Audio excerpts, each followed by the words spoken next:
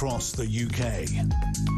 On DAB+, on YouTube, on your mobile, and on your side.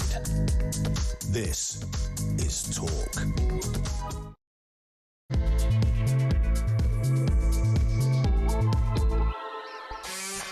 There you are. Good afternoon and welcome to Drive Time right here on Talk. I'm Kevin O'Sullivan and I'll be your host for 3 powerhouse hours of news, views and topical debate.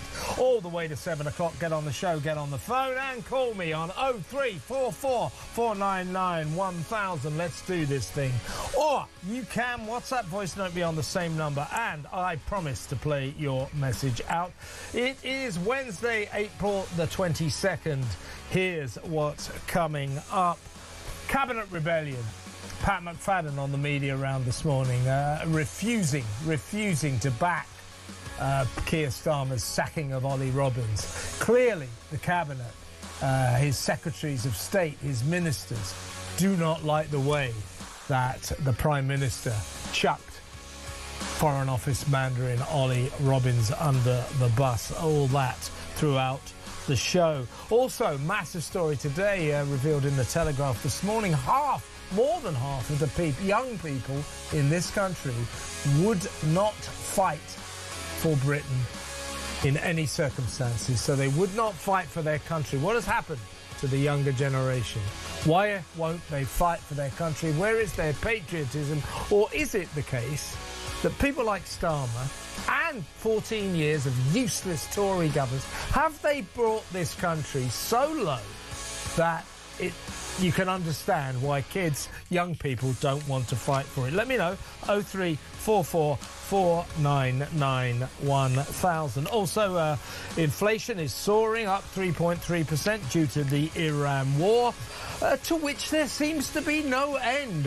Donald Trump extending the ceasefire. What ceasefire? Iran is busy attacking ships, shooting at ships, taking ships in the Strait of Hormuz.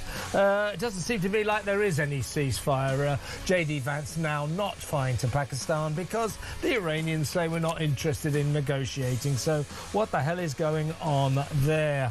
Muslim-only flat rentals advertised in London and the South East. That page has had to be taken down, but isn't that racism? Isn't that racism? Isn't that like the new incarnation of those notorious posters that landladies and landlords used to put in their windows? No blacks, no Irish, no dogs. And now you've got no one except Muslims. Muslims only. That properties are being advertised only for Muslims. That's racism, folks.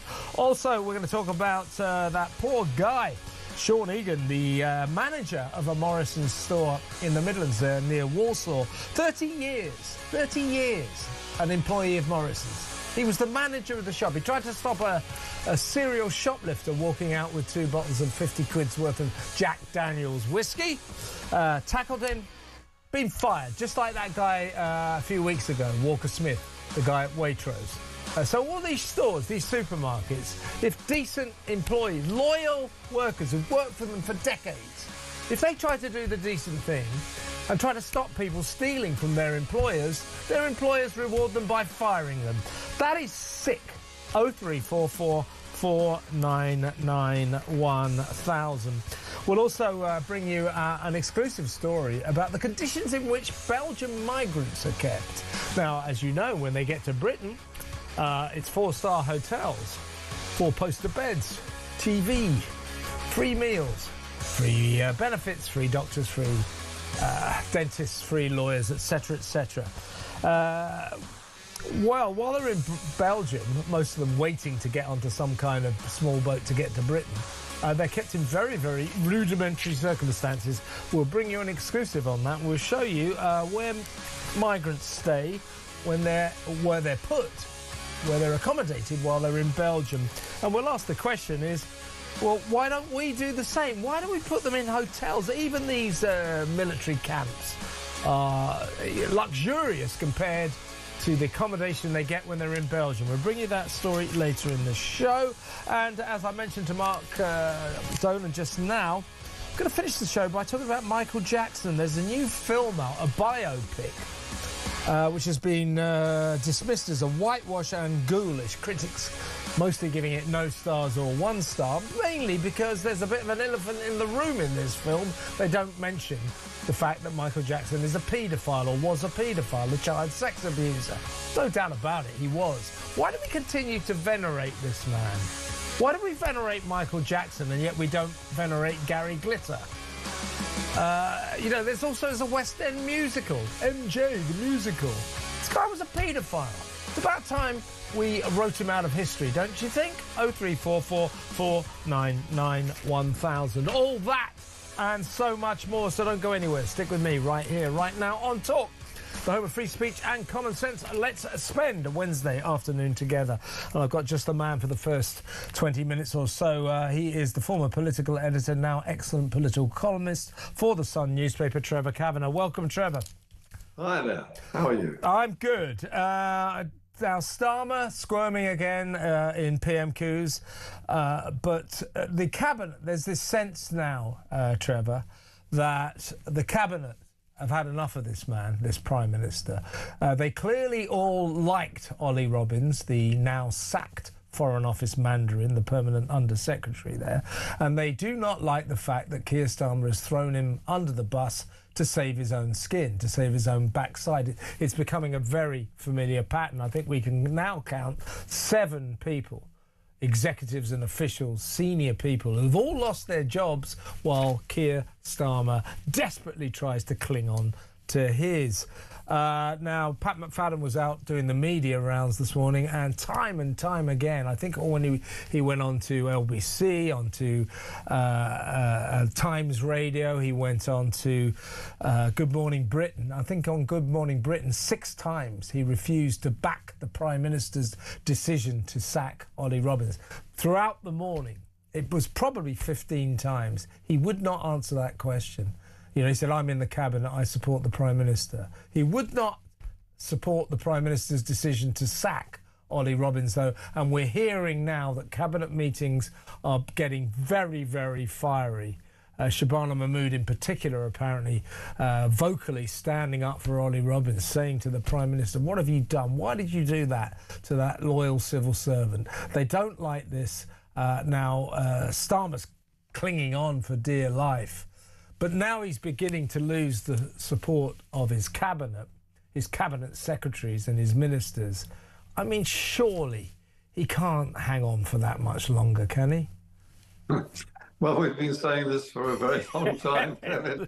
And yes, but I mean, the difference, as you point out, is that for the very first time, ministers who, as Pat McFadden made clear today, are obliged as ministers to follow the lines set by Downing Street and by cabinet decisions. They have to or resign. And suddenly they're not. And suddenly they're beginning to express their own opinions. And the reason for that is that they don't want their reputations to be sullied by association with the most unscrupulous and deceitful Prime Minister in the history of this country and of democracy here. So you're going to get a lot more of this until he finally goes. But when does he finally go? There are all sorts of scenarios now being suggested that he is ready to hand over as and when a suitable succession process can take place. Now, the suitable succession process is the big question mark. How do you get a succession that doesn't end up with Ed Miliband or Angela Rayner or a combination of people who are going to make things even worse for Britain than Starmer has successfully managed to do over the last 20 months.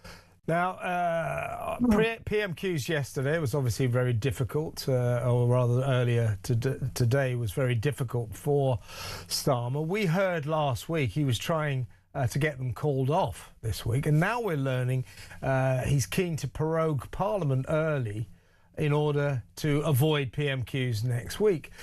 This guy does not like the democratic process. He does not like being in the heat, does he? And how did you assess his performance today? I mean, he was very pugnacious, but his excuses, his story still doesn't stand up, does it? Well, this is a man who's extremely peevish and puffed up about his own image, which is in a very tawdry condition right now. And I think that the way he handled questions from Kemi Badenoch, who he insultingly described as she, which I think the speaker should have stepped in and stopped him from doing. I think that she had him on the nail. Kemi Badenoch, the leader of the opposition, had him absolutely nailed to the floor, asking him a series of questions which he could not or would not answer. The one answer that stood out was that yesterday's evidence from Sir Ollie Robbins proved that he was not a liar. Well, of course, that was a lie in itself. Everything that Ollie Robbins said made it clear that Starmer is, as I keep saying, unscrupulous and deceitful. And the appointment of Peter Mandelson from beginning to end has been a catalogue of lies. Yeah, and his insistence that due process was always followed to the letter, and he's said that in public to the British people, and he's said it many times in the House, that is demonstrably a lie. Due process being properly followed cannot unfold if there is pressure, if people are intercepting, are getting involved, saying, get on with this. That is not due process. Now, the only way Keir Starmer can get out of what Ollie Robbins said yesterday when he talked about the highly pressurised situation that led to, at one point, Morgan McSweeney, his then Chief of Staff, yelling at Ollie Robbins' predecessor at the Foreign Office, Sir Philip Barton, just effing approve it. Now, the only way Starmer can say due process was followed is to say that when Ollie Robbins talked of that pressure coming from Number 10, that Ollie Robbins was lying, because it isn't due process if people are getting involved and applying pressure. That destroys due process. So if Ollie Robbins was telling the truth yesterday, and I think we all believe that he was, then Keir Starmer has lied to the House and the British public time and time again by insisting that due process was followed, because it wasn't. No, and I think the exchange with Sir Philip Barton, who was Ollie Robbins' predecessor, tells you all you need to know. Basically, what he was saying was that there had to be a vetting process before Mandelson was actually named as our new ambassador. He had a row with Morgan McSweeney, who was acting in the Prime Minister's name, because he wouldn't give his approval until that vetting process had taken place. Nonetheless, Keir Starmer went ahead and named Mandelson as our ambassador to Washington without a vetting process. And after it had been started, he actually sent him to Washington without it being completed or knowing the results. I mean, this is so shabbily deceitful, beyond description, really, for a right honourable gentleman who's supposed to be our Prime Minister. It is unprecedented, Kevin. I've never seen any Prime Minister so skewered by his own deceit in public, in the House of Commons, and he has deliberately and calculated misled Parliament, which in simple terms is lying. Yeah, and I mean, don't take this wrong, Trevor, but you've seen a few prime ministers in your time. You're probably the most experienced Westminster correspondent out there. So this guy, it's just extraordinary. And clearly, you know, he's there by default. I think if his cabinet could get rid of him now, they would. I think the Labour MPs would if they could, but they've got no one to replace him, so he remains there in situ, in position, but in office, but not in power. And they've got no one to replace him with. It's just a ridiculous, shameful situation for this country to be in. And I don't think we, the citizens of this great nation, should have to live like this. I really don't. Now let's move on and talk about this great nation. A kind of depressing story in the Telegraph this morning. More than half of young people in this country, a poll reveals, would never fight for this country, would never fight for Britain. Now my feeling about this is, before we all sort of go, oh, typical of the youth of today, they've got no decency, no standards. And before we say all of that, and I do think it is depressing, and I do think that these young people ought to fight for their country if it's required. But we should also consider what this country has been brought down to by 14 years of dreadful mismanagement by terrible Tory governments, opening our borders, turning the whole place into a shambles, and then this Labour government pulling off a remarkable feat by making matters even worse. So although I think it's depressing, and I think these people are wrong not to be willing to fight for their country, they look around them, they see this shambles, this mess created by a generation of dreadful politicians, and you can understand why they say, well, why should I fight for this mess? Yes, well, two things arise from that. First of all, as you say, who wouldn't feel pretty bad about fighting to save a country led by this government and by the shambles of previous governments, especially when you know, if you read the papers at all as a young person, that you're likely to be called up or conscripted to fight without the weapons or the defense material needed for the defense of this country against whatever enemy declares war on us. The other thing is, it really all depends on where the threat actually materializes from, because if it came from Russia, which is really the most likely, I think that actually young people would, once the first attack was launched, rally to the flag and do their duty. There is a segment of the population, of course, depending again on the assailant. Were it to come from, say, an Iranian missile, who would probably rally to the Iranian side. I mean, under the sort of support that Zach Polanski is getting, we have a segment of the population who are more pro-Hamas and pro-Hezbollah and pro-Iranian Revolutionary Red Guards than they are pro the flag of Britain. So there is that particular problem. And I do wonder, actually, if we were at war with anyone from an Islamic background, whether we would have the unanimous support of the young people of this country or any of the people in that particular segment.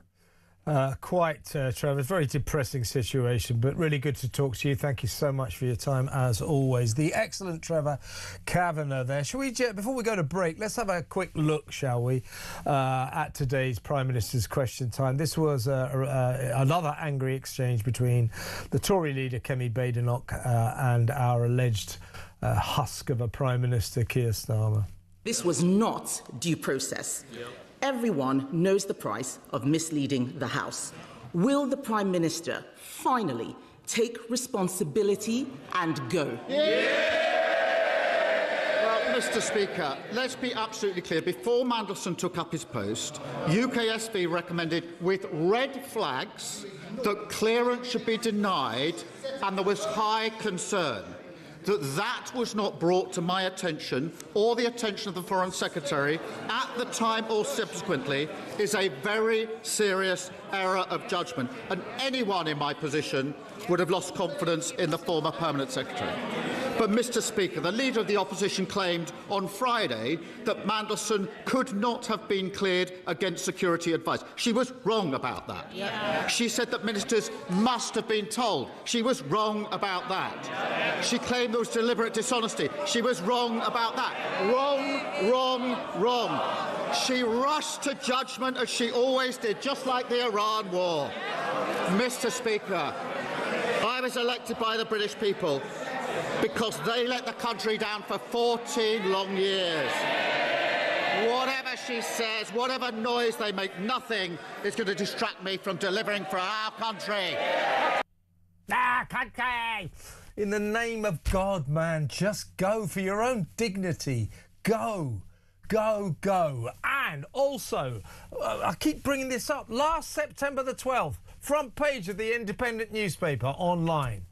It was the story that Mandelson had failed the security screening process. So all this we only found out last Tuesday. Yeah, pull the other one. It's got bells on it. Absolute claptrap. Cobblers, really is. Let's go to break. When we come back, we'll talk about, property being advertised for rent for Muslims only. That's racism, isn't it? We'll talk about that next.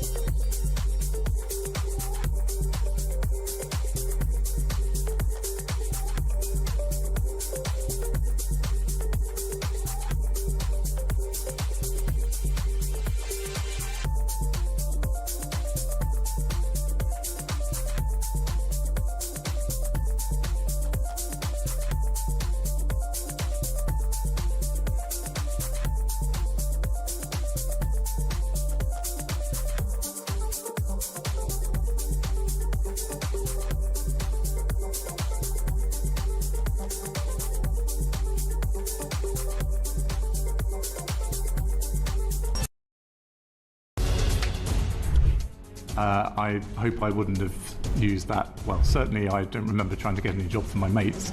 Can you get a job? Can you help get a job for ex's mates? But don't tell the Foreign Secretary. I don't think it's completely surprising that the Prime Minister would be so sensitive about the way in which he was dealing with a member of his senior team, and particularly a Director of Communications who's in minute-by-minute contact with the media, that he would want that kept to a very, very tight group of people at the time.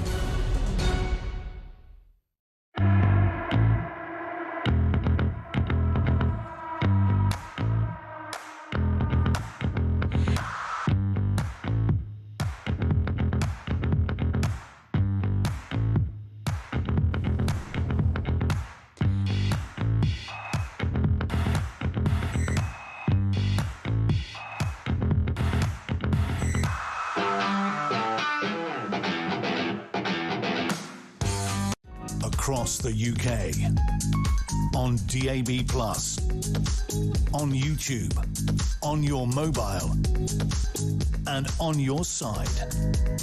This is Talk.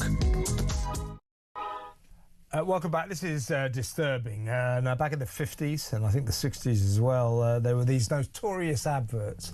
You know, people, landlords and landladies with rooms for rent, flats for the rent. And in the windows, they would put no blacks, no Irish, no dogs.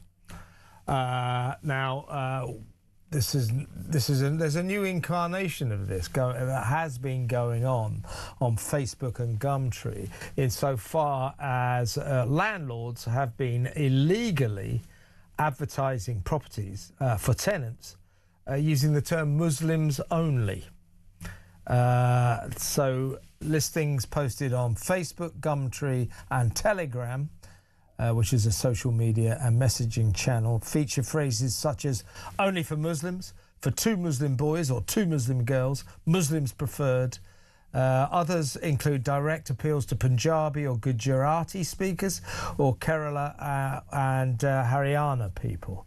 While there are also job vacancies on the platforms that are advertised for men only. So this is all against the equalities law. And when they're starting to advertise for Muslims only, not only is this racist, it kind of feeds into fears of Islamification of this country and now the property market. Let's talk to integration analyst Dr. Rakib Ahsan. Rakib, hi. This is very worrying, isn't it? Well, I'd say that firstly, that there's many things that this particular debate touches on, Kevin. I think firstly it shows that multiracial, multi-ethnic, multi-faith Britain is not going quite according to plan, but put it that way. And I think many people would say that this is almost in a way, it's a movement towards the balkanisation of Britain. Now, Kevin, you know that I'm very experienced in this particular field. There are also field-based experiments, if you could call it that, sort of CV experiments or resume experiments, which show that, for example, if you have a Muslim-sounding name, you don't fare very well when it comes to recruitment processes or employment procedures. And you have a similar sort of dynamic there when it comes to people who are looking to rent property. When they're looking to enter the rented private sector. So I think that what we're seeing here now is that there's certain ethnic, religious, and I think interesting there, even to the point that landlords have specific preferences in terms of which Indian state yeah, that's what I was just saying. Yeah, tenant. So linguistic preferences might even come into it as well. I think what this really shows is that we're almost seeing that tribalization of how people want to lease their properties. Now, I think, to my understanding, there's a partial exemption that if the person who owns that property is there at the property, there might be some space for them to have a particular preference if they're actually at the property. Now, naturally, for example, if you're a Muslim owner of a property and you're there, but you're renting out a room, I think you can understand, Kevin, perhaps why you won't want to live with someone who enjoys making a bacon butty in the morning. Now, I think that is perfectly understandable. But these are businesses, Ricky. You're absolutely right. If you're just a personal householder, exactly, you can stipulate the kind of tenant you want, but these are businesses. Now, to be generous about this, you could say, well, these landlords, these companies, they need educating. They need to be told you cannot placed these adverts. They're regarded as racist. They're regarded as a breach of our Equalities Act. But to be ungenerous, you could say that this is racism at work. This is kind of apartheid. You know, now if they could advertise it, if you put in your window or you put on an advert, no whites. Imagine the storm that would erupt for that, or no blacks. The storm that would erupt from that. So, you know, you cannot say Muslims only. It's extraordinary that it's been allowed to happen at such a large extent. No, and I believe that there's some ads which also said Hindus only. As well, so I think that I remember that I watched one program where there was a white British landlord, and he said that he was sensitive over the possibility of having Indian heritage tenants because he found Indian cooking, the scent of it was too pungent, and he didn't want that in his own personal property that he owned. So I think the point I'm making is that we talk about how diversity is our strength, but the reality is that cultural incompatibilities in this kind of area, it does show how complicated the portrait of modern Britain is. And I think that when it comes to the Equalities Act, I think it shows that in some ways it's very confusing, that in terms of how people should follow particular pieces of legislation, and to what extent is it being appropriately and adequately administered in sensitive areas. And that includes ultimately the kind of places where people live and the kind of rights that landlords have in terms of the kind of tenants they want in their properties. I think that Facebook have taken this page down. We've approached Telegram, Gumtree, and one of the companies making these adverts, they're called Roshan Properties. We've approached them for comment. None of them have been forthcoming with a reaction. But as I say, to be generous, to be culturally generous, these people need to be educated. To be culturally ungenerous, these people are indulging in a form of unacceptable racism here. Well, I think that what needs to be very clear is that landlords and these businesses who may be representing landlords, I think that they do need to be aware of the legal context that they're operating in. There's no two ways about that. I think there's also discussion to be had in terms of what rights do private owners have over their own properties, in terms of, you know, how selective can they be when it comes to prospective tenants. But I think it's good we're having this conversation, because I think what it really shows is that when we hear these sort of bland mantras of diversity as our strength, I think that actually shows that diversity can be very complicated when it comes to these areas of life. Yeah, and to be able to continue with these adverts, which of course they won't be able to, that doesn't do much for integration, does it? If we have more and more landlords saying, well, only Muslims can live here and only Hindus can live here, what you have is outright separatism. No, absolutely, and I think that once again it shows the reality of in-group preference. I think that there are people across all ethnic, racial, religious groups. I think here, as we've already mentioned, Kevin, I think some of these ads, they showed a clear preference for, you know, which Indian state a prospective tenant originated from. So I think it really shows that we can talk about social solidarity, but when you are a hyper-diverse society such as ours, especially in certain parts of the country, it's very difficult to maintain a degree of cohesion, especially when stories like this come to the surface in the national media. Good to talk to you, Rakib, as always. Thank you so much for your time. Dr. Rakib Asen, their integration analyst. Not much integration going to happen if landlords are allowed to advertise for Muslims only, Hindus only. As Rakib just said, even down to particular, only want a tenant from Kerala. You know, an Indian state. That, you know, this has got to stop, hasn't it? Don't you think?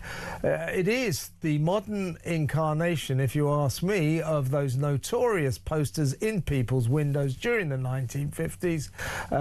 Landlords looking for tenants, no blacks, no Irish, no dogs. What these are saying, you know, basically no whites, no British, you know, no Catholics, no Church of England, only Muslims. That's got to be wrong, right? 0344 499 1000. When we come back, we are going to talk to Edward Morello. He was one of the distinguished MPs in that Foreign Affairs Select Committee grilling of Ollie Robbins yesterday. We need to get get his take on the ongoing saga of Keir Starmer and Peter Mandelson. That next, stay tuned.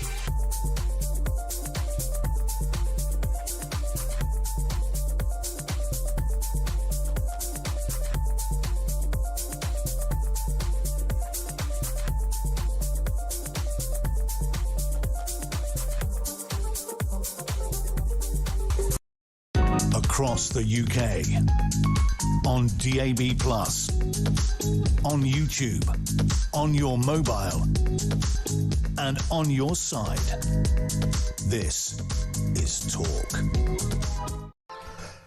Welcome back. Let's go over to my next guest. He is the MP for West Dorset, the Lib Dem MP for West Dorset, Edward Morello.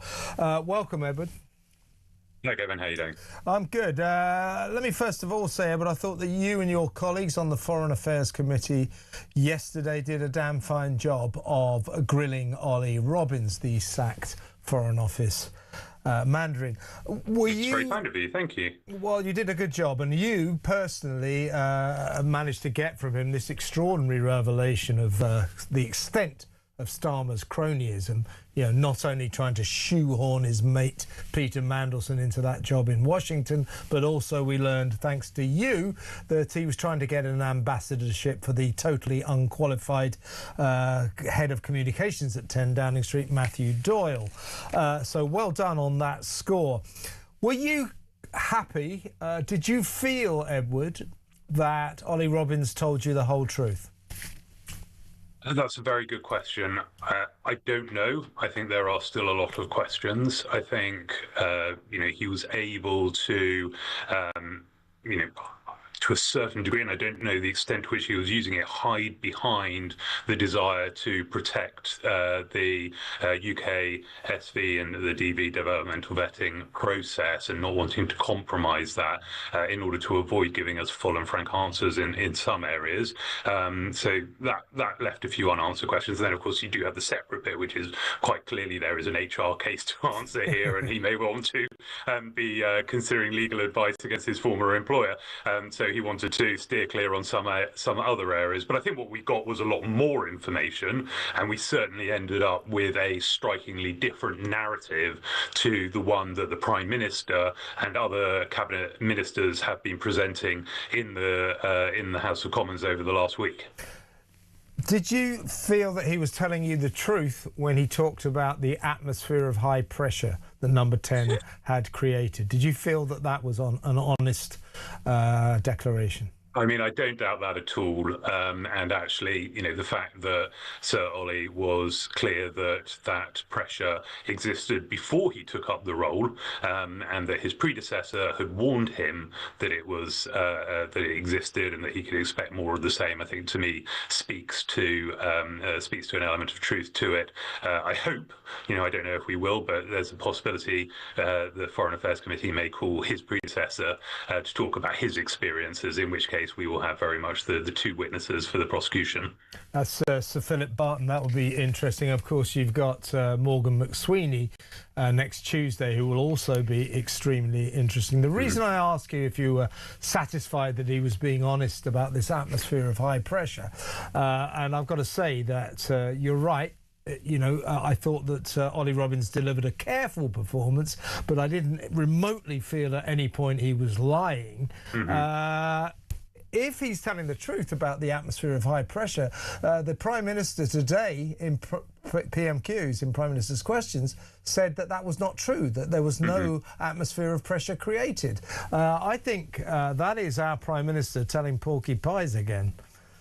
Well, it was also, what was said by Darren Jones, the Cabinet Secretary, in the debate yesterday afternoon as well, where he very much said that Sir Ollie Robbins' account was inaccurate, and robustly defended the Prime Minister. So, we do, as I say, we have two versions of events of the truth here. The purpose of calling McSweeney and others to give evidence to the Foreign Affairs Committee is so that we can establish, to the extent that we can, which is the more accurate version. Are you going to ask him, Edward McSweeney, are you going to ask him, did you say to Sir Philip Barton, just effing approve it? Are you going to ask him that question? Please say yes. Well, look, I'm not going to get drawn on the questions we're going to ask, but it would surprise me if Dame Emily Thornberry doesn't revel in the opportunity to do a performance. I think you're right about that. And what will be interesting is if you are then proposing to call Sir Philip Barton, old Morgan had better be honest with his reply. Interesting stuff. Now, let me get your reaction to this. The government, outrageously, is trying to prorogue Parliament early next week because we obviously deduce Keir Starmer is trying to avoid PMQs next week. First of all, let me ask you for your reaction to that. Well, look, we have seen previous prime ministers, most famously Boris Johnson, seeking to prorogue Parliament early in order to avoid the scrutiny of the House. I think it is a real shame when there are so many unanswered questions about the Mandelson fiasco. The Prime Minister is opting to do this just so that he can't make the upcoming local elections any worse for Labour Party than they are already going to be. But it is a shame because even since we had Sir Ollie Robbins give evidence, more information has come to light. We've had the letter from Sir Philip Barton, Sir Ollie's predecessor in the Foreign Office, letter to the King, in which he says that the Prime Minister has told him that he wants to appoint a number of political appointees to ambassadorial roles. So, the question now stands, what other names do we not know? What happened under Philip Barton's watch? Which other names were proposed? I think people have a right to know the extent to which jobs were being handed out to chums, or how many more of these are whatever the phrase is, paedophile adjacent individuals. I think people want clarity on this, and then we need to move on, because the fact that we are still a year later talking about Mandelson in a cost of living crisis with everything that's going on in the world in people's lives is somewhat absurd and deeply frustrating. And by proroguing Parliament, the Prime Minister is denying us an opportunity to get this done and start to focus on the things that I believe actually do matter to people's lives. I try to be kind to Keir Starmer, but it's very difficult. I mean, he strikes me as a man who is squirming, lying, throwing everybody under the bus to save his own backside. And he also stands accused of immense hypocrisy, and I'm going to demonstrate that to you now. So here is a man who is trying to prorogue Parliament next week to avoid PMQs, to avoid his own embarrassment. Let's have a look at the same Keir Starmer talking in 2019 about Boris Johnson trying to prorogue Parliament? Have a look at this. To everybody that not only was shutting down Parliament at this crucial time the obviously wrong thing to do, we should be sitting each and every day to resolve this crisis, but that the Prime Minister was not telling the truth about why he was doing it. And this is really important.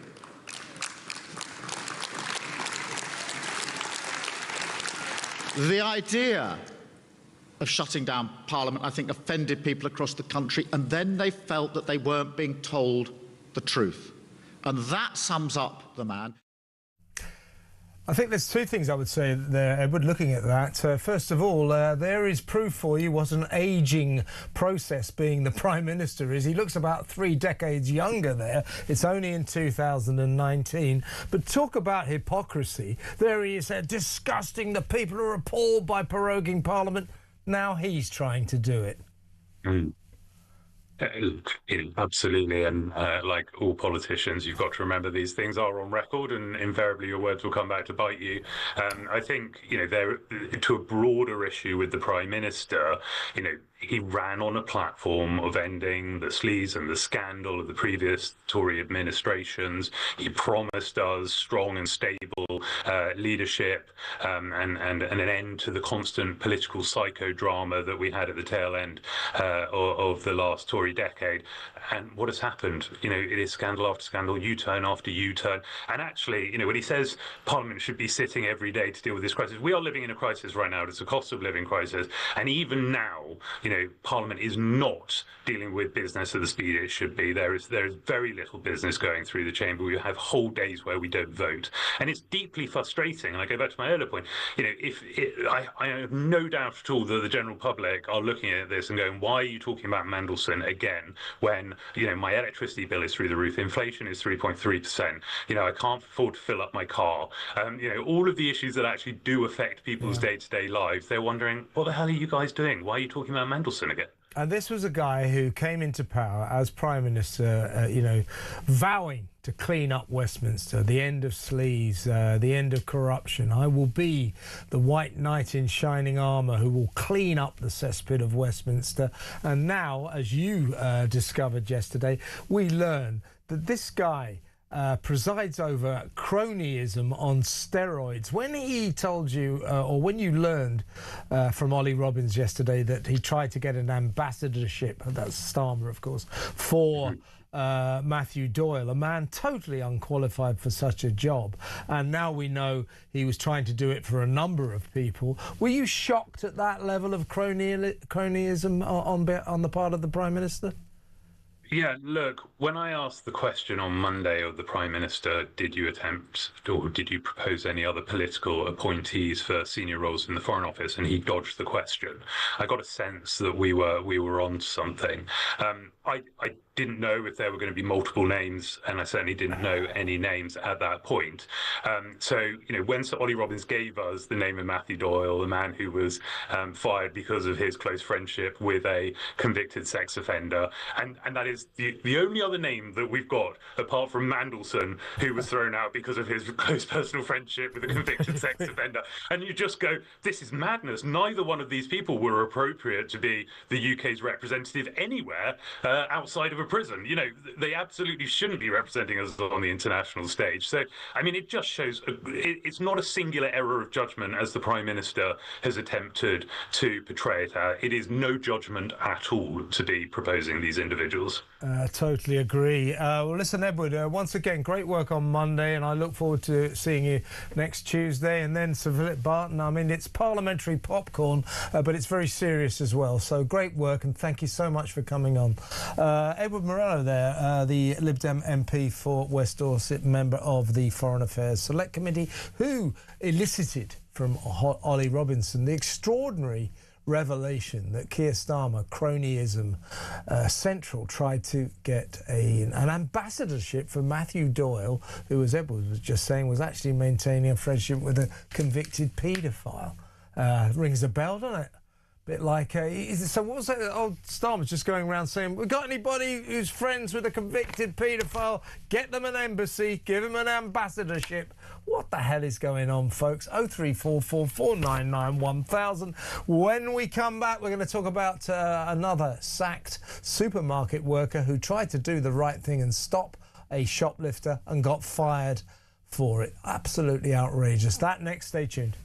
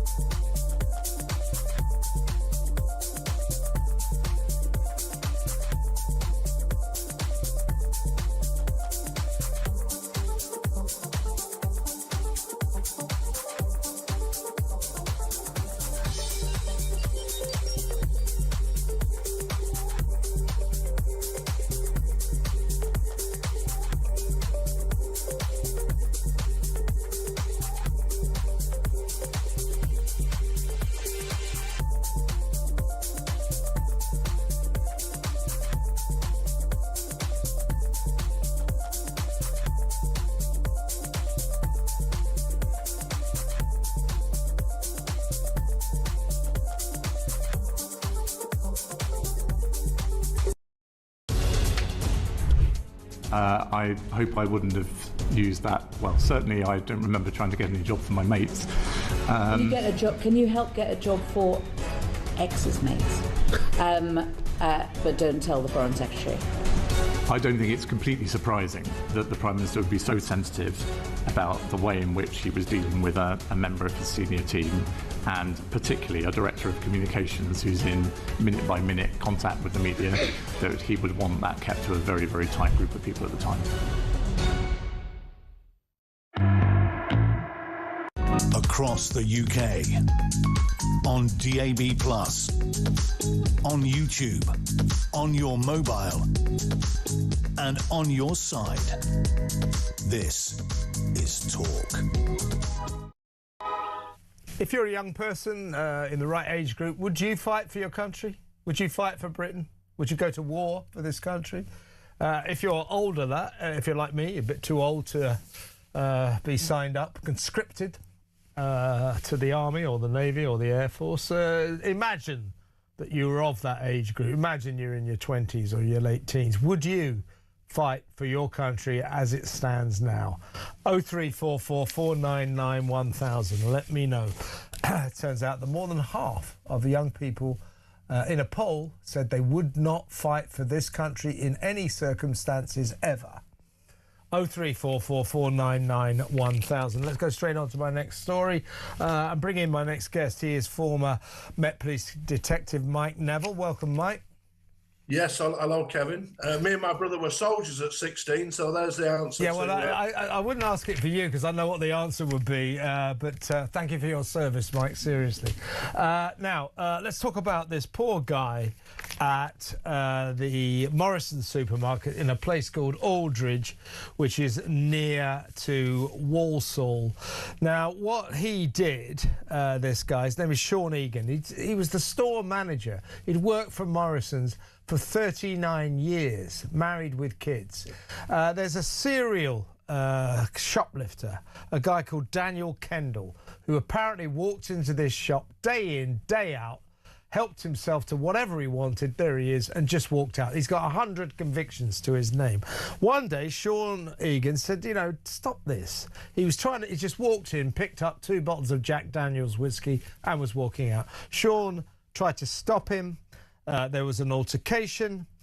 And just like that guy a month ago, Walker Smith, the Waitrose guy who tried to tackle a shoplifter stealing Easter eggs, he was fired. Sean Egan, 29 years, store manager, fired for trying to stop a shoplifter stealing from his employers. What on earth are Morrison's thinking? Well, it's lunacy, isn't it, Kevin? And it's a long way, isn't it, from Waitrose in Clapham to Morrison's in Walsall, sort of thing. But it just shows that these things are happening all over the nation. And what the public see again is that it's the hard-working, decent man who's obeyed the rules, worked for 29 years, brought up a decent family. He's the one who's punished. And your man Kendall, he probably got, you know, a couple of months in prison, which he didn't probably serve. And as he's got 100 convictions, if you think of the police solve 1% of thefts, that means he's probably committed tens of thousands of thefts. That's the reality of the situation. And what we have here is a PR disaster for Morrison's, of course. They look bad in the eyes of the public, but also it just sends out the message to criminals that the criminals are told this, that if you offer any kind of violence, you can just simply get away with it. They've done away with, the Tories made this £200 rule, so minor theft as it's such is not really a crime. Then you've got the fact that the Labour Party have done away with 1-year sentences, so there's no consequences to all this. And often the police don't simply turn up. I was on the other day about those women in the hijabs who stuffed 320 quid's worth of meat up there, wherever they put it. And the consequence of this is that thieves know they're absolutely on to a winner. And decent people like Mr. Egan and Mr. Smith, who you mentioned earlier, they're punished for it. Yeah, this is what I think. This is what I think, Mike. I think these supermarkets, they go, oh, well, none of our stock, none of our items for sale are worth our staff risking their own safety for, risking their lives for. I disagree with that. I think the instruction that you must not stop people who are breaking the law, who are stealing from us, I think it's un-British. Yeah, it is. And what the law provides for citizens' arrest. You know, someone who's committed a crime, you're perfectly entitled to use reasonable force. And I think it should be a matter that's left up to employees. But what you have here is human resources. Their dirty fingernails are in usually many awful decisions, and almost I would call it corporate cowardice, because what this does is just send out the message to thieves: you can do what you want, and they are doing what they want at the moment. Exactly right. Now, just before you go, Mike, we can all sleep easy in our beds because the police, who get a lot of criticism for wasting their time, you know, chasing people on Twitter rather than actually dealing with real crimes. Well, look, here's to them, because they're having a massive crackdown in an operation called Operation Ida. And this is a crackdown on dodgy fire sticks, TV fire sticks. If you have a dodgy TV fire sticks, the police now say will nick you. There's a big police operation to catch people with dodgy TV fire sticks. Now, I'm not condoning having a dodgy TV fire stick, but I would suggest that policing fire sticks should be fairly low down the coppers' list of priorities. This is ridiculous. Well, as the police are already solving 95% of every crime, they've got all this time on their hands. But we know that's not true, don't we? Yeah. We know that I've just said 1% of thefts are solved, 5% of burglaries, about 6% of rapes. And so you're exactly right, Kevin. And what I did notice when I read the report, the officer said, oh, we've got new powers. We can check your bank account and see what payments you've made. It's the utter naivety that Dodgy Dave down the boozer who sells these fire sticks, that he has like a chip and pin device, you know. It's a cash economy.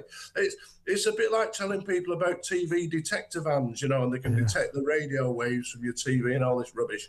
But I'm sure the police time would be better spent maybe targeting the hardened criminals who actually pump out these things and make millions of pounds on it. But your average everyday user, I think they're just putting the frighteners on them, really. Exactly. I don't think they'll have any power to get in there and nick your fire stick. Again, I'm not condoning it, but I just think the police have got more important things to do. Just quickly, let's give the last word to poor Sean Egan. He wrote on social media, he said, dismissed from Morrison's after 29 years, after nearly 3 decades at Morrison's. This isn't just my story. It reflects the experiences of so many people who have reached out to me privately. Morrison's, safe, and also Waitrose, you're wrong on this. You don't sack your employees because they try and do the right thing for you. They're trying to stop shoplifters steal from you, and you fire them. That is entirely wrong. Mike, great to have you on the show as always. That's Mike Neville, former Met Police detective. When we come back, we're going to go through some of the big stories of the day with former Mayor Andy Preston. That next, stay tuned.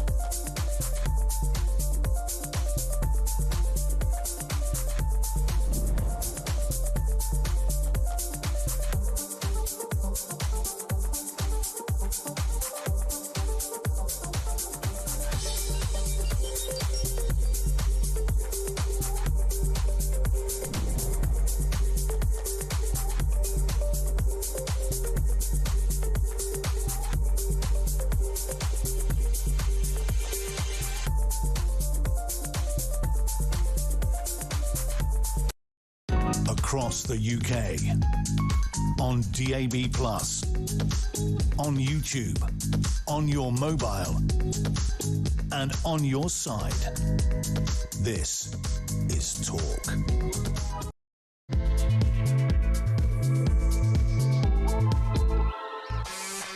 Welcome back. We're going to go over to the independent mayor, former independent mayor of Middlesbrough, Andy Preston, in just a second. We were talking about Morrison's before the break, sacking Sean Egan, a loyal employee of 29 years, manager of the branch in Aldridge near Walsall, because he tried to tackle a shoplifter. I say that's entirely wrong, but in fairness, this is Morrison's reaction. This is what a spokesperson for that supermarket chain said.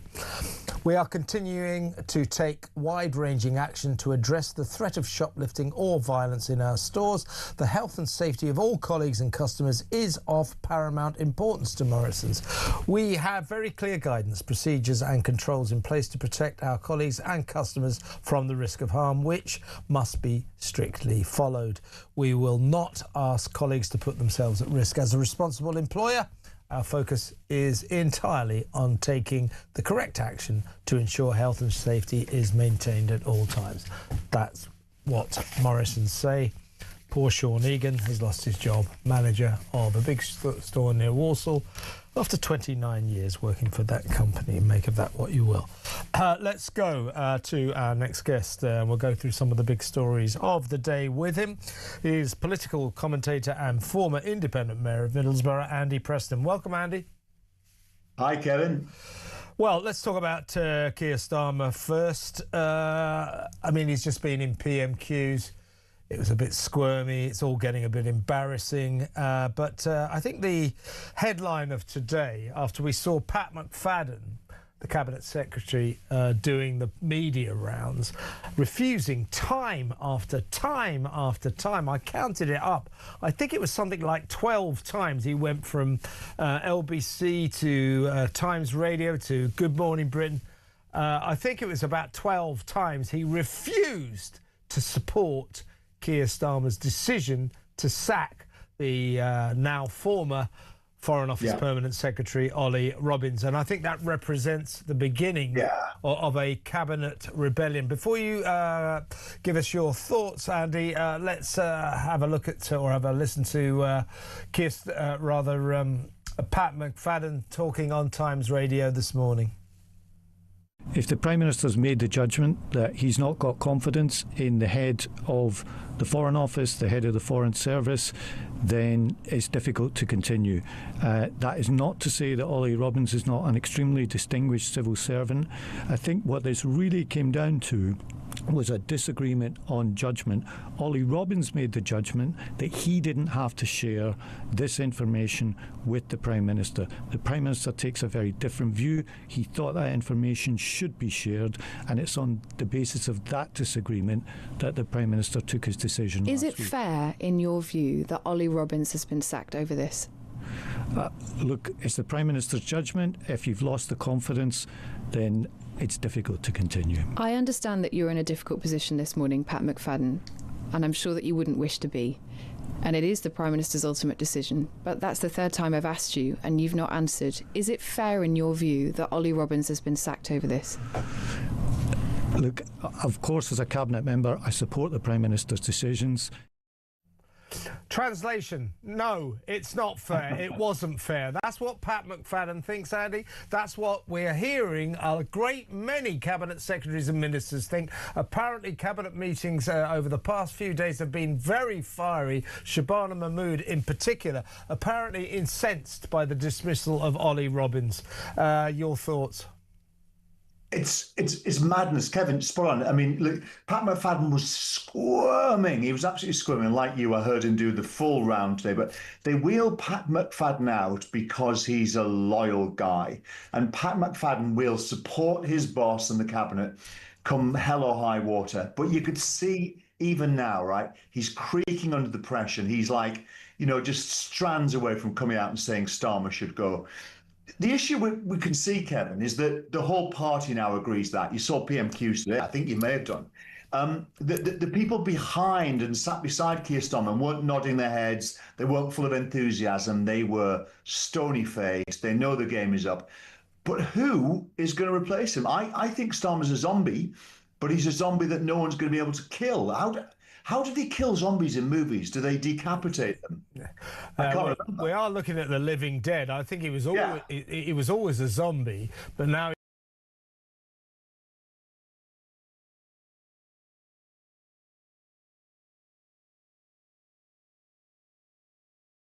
his decision to fire Ollie Robbins. That is clear. Ollie Robbins, I think I've counted them, becomes about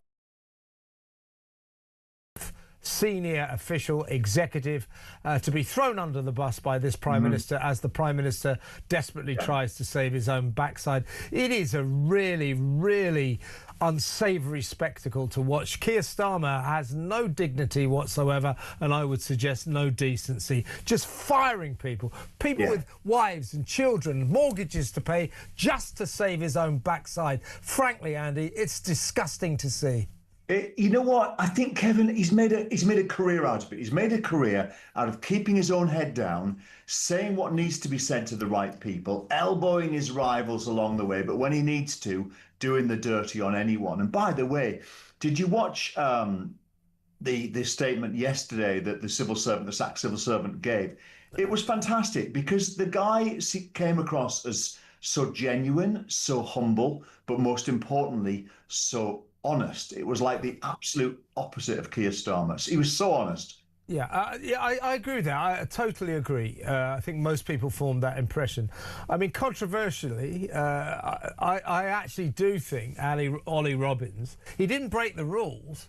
He went by the rule book. But his decision not to tell Starmer or anyone in number 10 that Mandelson had failed the security screening process, not to be confused with the entire vetting process, but the fact that he'd failed the security screening, red tick in the red box, his decision to keep that to himself, I think, was an egregious mistake. And I can understand Starmer, why Starmer is so furious. That said, he didn't break any rules, and therefore I would suggest he's got a massive payoff coming down the line.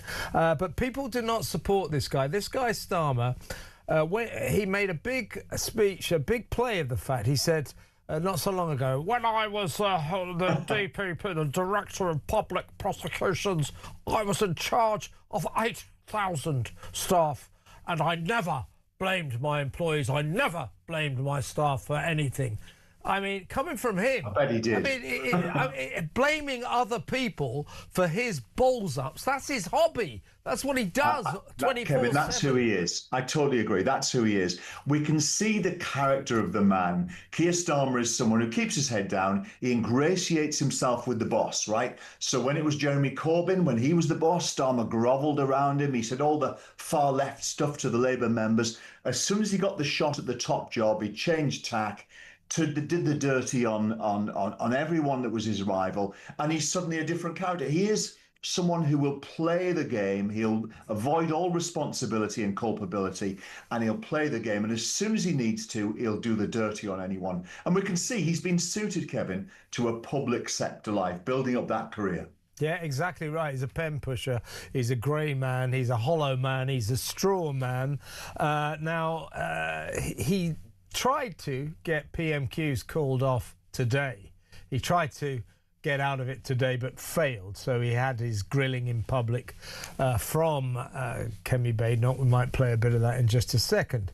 Now we're hearing, Andy, he's trying to prorogue Parliament early next week, again to avoid PMQs. Parliament's going into recess because of the local elections. It wasn't due to happen until after next Wednesday. He's trying to bring that forward to avoid getting grilled again at PMQs, to avoid his own embarrassment. Now, in terms of hypocrisy, he takes it to another level.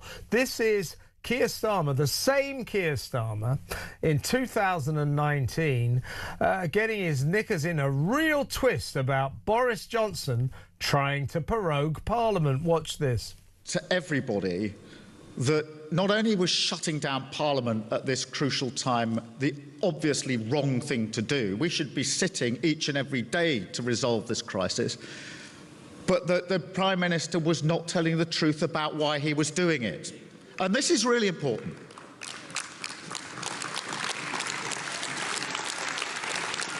The idea of shutting down Parliament, I think, offended people across the country, and then they felt that they weren't being told the truth.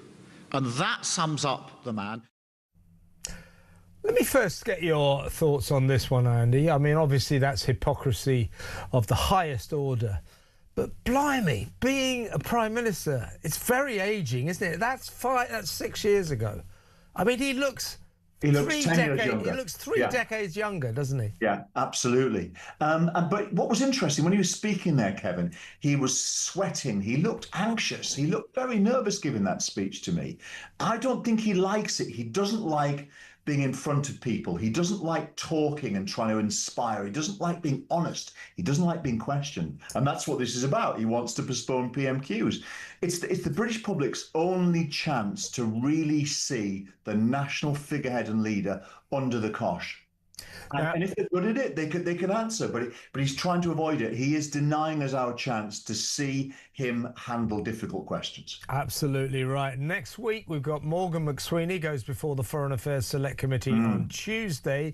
And also, they're going to call after that Sir Philip Barton, who was Ollie Robbins' predecessor, the permanent Under-Secretary at the Foreign Office. Philip Barton is, according to Ollie Robbins, the recipient of Morgan McSweeney's outburst of temper as they tried desperately to force Mandelson into office in Washington, screaming at Barton, just effing approve it. So those two appearances next week, Morgan McSweeney followed by Sir Philip Barton, are going to plunge this Prime Minister into yet more extreme discomfort. Yeah, it's Kevin, this story and this whole range of stories, the thread between them all is Mandelson, isn't it? It's not going away. There are too many threads that are alive and won't fizzle out. But next week's going to be a bloodbath for Starmer. He's going to avoid it. He won't do PMQs, as you've said, but he will be under intense pressure from the media and social media. But I think he's got the skin of a rhino. So I think he will hang on in there. I was sure he'd be kicked out of number 10 by now, but he will hang on in there. And because there's nobody ready to decapitate the zombie politically, not literally, but to decapitate the zombie politically, because there's nobody willing to do that, he's going to cling on. He could well be there at Christmas or, heaven forbid, till the next election. Yeah, due to a lack of candidates to replace him, I think the Labour Party, I think the Cabinet now, would jump at any legitimate candidate. They just don't have one. Andy Burnham doesn't have a seat in Parliament, therefore he can't do the job. Ed Miliband doesn't actually want to do it, once bitten, twice shy. Angela Rayner's got her stamp duty tax problems. She can't possibly stand as a future leader until she's sorted that out. There are no candidates. He remains in position by sheer default. And we hear, Andy, that he spends all his spare time on his mobile phone to his mates going how much he hates this job. He hates it. Well, just step down then. I mean, why are you being so masochistic? It's so bizarre watching this. Well, Kevin, we spend all our time on our mobile phones telling our mates how much we hate him doing the job. So that's true. There's a synchronicity about that. Yeah. Let me ask you about another big story that's cropped up today. The Telegraph running a poll revealing that more than half of young people of the right age group would not serve their country, would not fight for Britain if they were called up. More than half. Now, there's two sides to this story. First of all, that's very depressing. You want your younger generation to be patriotic. But another part of me goes, well, can you blame them? Look at what 14 years of terrible Tory government did to this country, and look at what this lousy Labour lot are doing. Look at the state of the country. Look at the state of the armed forces. Would you want to be called up to the armed forces when they haven't got any boats, they haven't got any aeroplanes, they haven't got any soldiers, So in some ways you can't blame people. But what do you think of the fact that more than half of the young people in this country say they would not fight for Britain? Ever.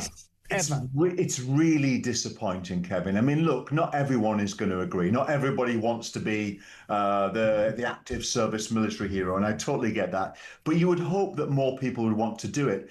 What's really interesting, I looked into this, and so today it was in the Telegraph, it was a YouGov did the poll. I looked in, in 1933, there was a debate at the Oxford Union. Young people aged probably 18 to 21, and they overwhelmingly voted against the idea of being willing to fight for their country. Interesting. And that was back in 1930. So that's really interesting, isn't it? But I think, look, what we've done is we have told young people for 20 years that Britain has a wicked past, that we should be ashamed, that we're guilty of all of these things, and slavery, and we owe people money, and the British Empire was terrible. So it's perhaps no wonder that they feel they've got a downer on the country. Perhaps.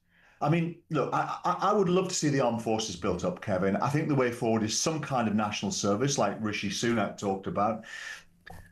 But do I want my sons to go and fight in a war? I mean, if they want to, that's great. But I'd probably cross my fingers that they didn't go off to war. I would demand, in order for these young people, I've got sympathy for them. For their sakes, I would demand of this government, future governments, build up the armed forces. If you know, don't let them continue to be this joke. You know, the Navy's hardly got any ships. Yeah. God knows what state the Air Force is in. The number of people in the Army wouldn't even fill a big football stadium these days. Mm-hmm. So the armed forces are so depleted. Yeah. Once again, you can't blame young people for not wanting to be involved in that declining shambles. Absolutely. And Kevin, you know what?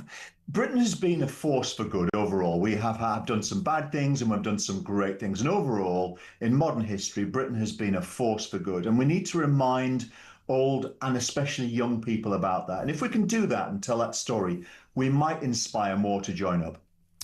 Good, well said, Andy. Andy, well, look, good to have you on the show, and come on and do this again soon. Thank you so much. That's Andy Preston, former independent mayor of Middlesbrough and a political commentator these days. Let's go to break. When we come back, we're going to bring you that exclusive story of ours, the accommodation that migrants are kept in Belgium. Yesterday we ran the story. Christian Drogan, sort of roving reporter, works with our international editor Isabel Oakeshott. Christian went to Belgium to unveil the truth about the migrant crisis. It has spread to Belgium. More and more small boats are leaving Belgium, often going into French waters to be picked up by the border force and taken back to Dover. It's a complete mess. So Belgium has come into the frame. More and more small boats and dinghies leaving Belgian beaches, never mind northern French beaches. By the way, they're never stopped. No interceptions whatsoever in Belgium. But while they're waiting for these boats, they're given accommodation. We'll show you that accommodation. And we'll ask the question, why, when migrants in Belgium are given this very basic roof over their heads, when they get to Britain, you can imagine why they want to do so much. They're put in 4-star hotels. We'll make a comparison on that level. So that next, stay tuned.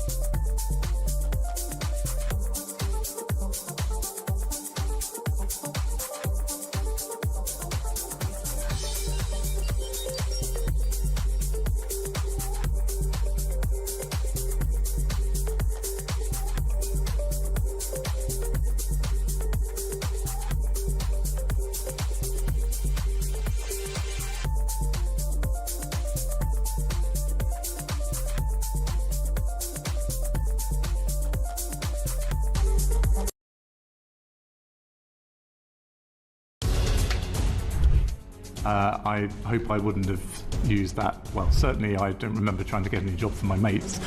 Can you get a job? Can you help get a job for ex's mates? But don't tell the Foreign Secretary.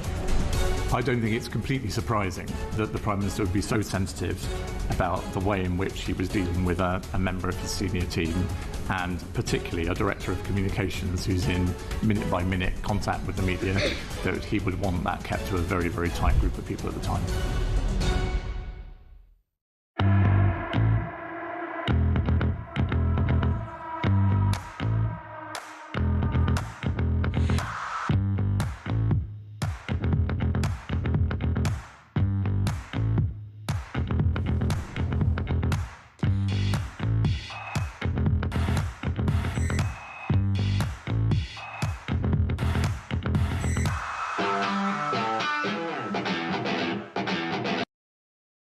Across the UK, on DAB+, on YouTube, on your mobile, and on your side.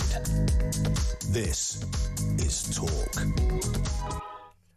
Listen, I'm leaving this job. I'm going to stop working for Talk. I'm going to become a football manager. So, and now I'm going to explain why. If you're a Chelsea fan or you're a football fan, Liam Rosenior has been sacked as Chelsea manager, a job he started in January. So what are we talking about here? Just a few months, right? And he's got a £25 million payoff. Nice work if you can get it. 25 million quid. Why are they sacking him now? Anyway, if you're a Chelsea fan or a sports fan, I thought you might like to know. And if, like me, you're incredibly fiscally jealous, you might also like to know, 25 million quid, he started in January. Give me a break. Right, let's get back to some real news, and let's go over to my next guest. Well, I'm going to get on Christian Drogan. He is the reporter that works with Isabel Oakeshott, our international editor. You would have seen yesterday we ran this footage that Christian got of the dinghies and the small boats leaving Belgium. In other words, the migrant crisis has switched from France. It's still going on in France, of course, but more and more boats are leaving Belgian beaches now, where it's a lot easier. The Belgian police, they don't have a deal with us. They don't stop anyone. They're very friendly. They just say, oh, enjoy your voyage. Now, let's get to Christian on now, because he also went to the basic accommodation where the Belgians put their migrants. These are people who are no doubt very intent on crossing the channel to get to Britain. And while we show you the footage, we're also going to show you the footage of the kind of accommodation they get when they arrive in Britain. A 4-star hotel, you know, free food, free benefits, free doctors, free dentists. No wonder. Well, Christian, welcome to the show. Hi, Kev. Now, we saw your footage yesterday. You then went and found where the Belgians put their migrants. So if we can look at this footage, it's very basic, right? Tell us what happened. Yeah, I mean, obviously you've got the footage. This is the sleeping quarters. I mean, it was quite a small room. Some cabinets with pieces of wood hanging off the top, and with a slight curtain hanging off the bottom. We're just to interrupt. We're just comparing and contrasting. Yeah. So we just looked at what the accommodation you found. This is where we put our migrants. 4 poster beds, 4-star hotels, wardrobe, coffee machines, TV. Look at this. Look at this. So where was the accommodation centre, Christian? Is it back from the beach? The accommodation centre is on an active, believe it or not, an active military airbase in a place called Coxidi. And this... that's just showing the showers now, actually, on screen there. Well, this military airbase has a green fence with a bit netted on, separating it from what it used to be the airbase, but is now the military, migrant accommodation. And I mean, the point about it is, we were talking about this in the office earlier. If you look at it, I mean, it's extremely basic, but it's not inhumane. It looks to be clean, tidy. Everything you want. Now we're switching back to the kind of hotels that... This was a hotel near Crawley, near Gatwick Airport. It was a complete... It's a vast difference, isn't it? Yeah, look at what it's ridiculous, isn't it? It's ridiculous. So how many migrants were in this place, Christian? It was hard to say. They didn't really know themselves. This is showing now the main hall. That was the food that they get every single day. It never varies. It never ever varies. That's what they get. This is obviously our sort of migrant accommodation, and the food that we serve them. Exactly right. Exactly. A buffet style. Yeah. And these migrants that you encountered in Belgium in the accommodation centre, were they all intent on making it to Britain, the promised land? So the migrants in the accommodation centre were applying for asylum in Belgium. Now, the reason why. So some of them had their asylum applications denied, and some of them were still ongoing. Right. But these guys, pretty similar to Britain, they've been waiting for years. Now, the difference is when they're waiting in Britain, they've actually got out somewhere which is very nice to stay. But these guys were staying in probably worse than jail conditions in some instances. So they were getting it rough over there. And then obviously they'd sort of made the commitment to being away from the families in the country for that long. So it's kind of, they'd committed for 2 years. If they were getting a negative, then they told me off record, we'll be coming to Britain by boat. Yeah, it's quite clear. Well, listen, Christian, great work. Let's bring in your colleague, Talks International editor Isabel Oakeshott. Hi, Isabel. Good evening, Kev. Well, we were so thrilled in a way to be allowed to go into this migrant accommodation require any subterfuge. I mean, Christian, being brilliant at making friends, basically just chatted to some migrants and asylum seekers, and they invited him to have a look around. And when he sent me the footage, in this joint investigation of ours, I was just so struck by how Spartan it was. As you say, it's not inhumane, but I started doing some research on conditions in British jails. And I, for various reasons, not as an inmate, I hasten to add, I've actually been inside one British jail in Leeds, quite a high security one, and I've seen plenty of footage online, and I can honestly say that the accommodation that Christian went round in Belgium for asylum seekers is no better than what you get in British jails, and it's considerably worse than what you get in open prisons in the UK. So there's no security. The asylum seekers are free to come and go. It's not like they are corralled in there. But there they spend out up to 2 years, some cases more, in these partitioned dormitories. I mean, there was just no room in there. And you can see in the pictures that we showed earlier that even toilet roll isn't to be taken for granted. The men seem to sort of have their own loo rolls that they kept on the ends of their beds. Yeah. Because there's no luxuries there, not even toilet paper to be taken for granted. Absolutely. So the obvious point to make is, as I say, this is basic. You could say a bit like some prisons, but it's not inhumane. If when migrants got to Britain, this is what they could expect. By the way, we're looking at the plush 4-star hotels that we actually give them. If when migrants got to Britain, if they knew that they were going to be put in sort of basic curtain divided rooms with very basic lavatory facilities, then they would be less likely to want to make the voyage across the channel to the promised land, wouldn't they? I mean, this is I wouldn't really want anyone to have to live in these conditions for even months, never mind years. It's tough, to give them their due. Those asylum seekers that Christian chatted to were pretty cheerful, but they are living a very basic existence there. And I think this really begs the question as to why does the UK government feel the need to go so ludicrously over the top?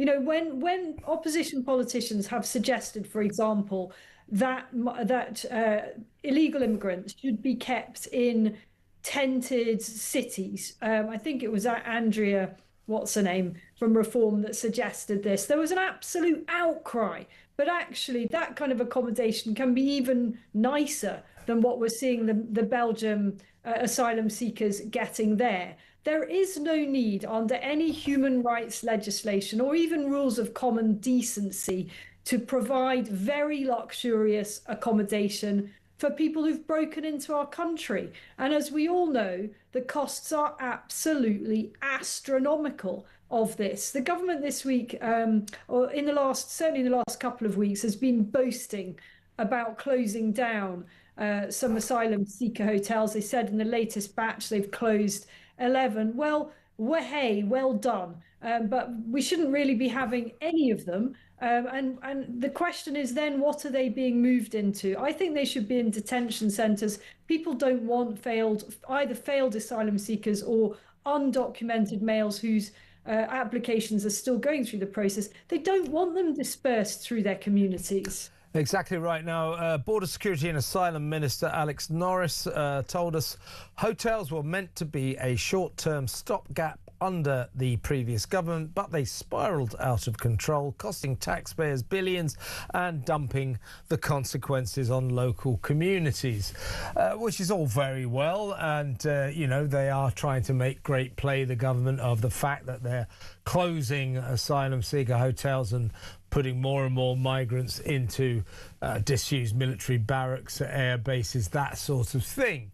I mean, they are making some effort in that direction. But the fact remains, Isabel, there's something like 30,000 migrants are still living at pretty plush hotels that used to be classified as 3- and 4-star.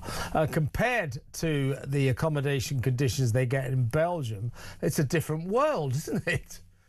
It's a completely different world. And the other issue we've got, of course, is that still they come. As you say, Kev, still they come. Every week, more boatloads. That's more boatloads of people that need to be found accommodation. And where are all these people going? We've got a housing crisis in the UK. I'm in favour of detention centres, dedicated facilities, but I don't think that's the answer. The answer is to not have any more coming in the first place. I don't want the government to have to keep on being ever more creative about finding places to put them.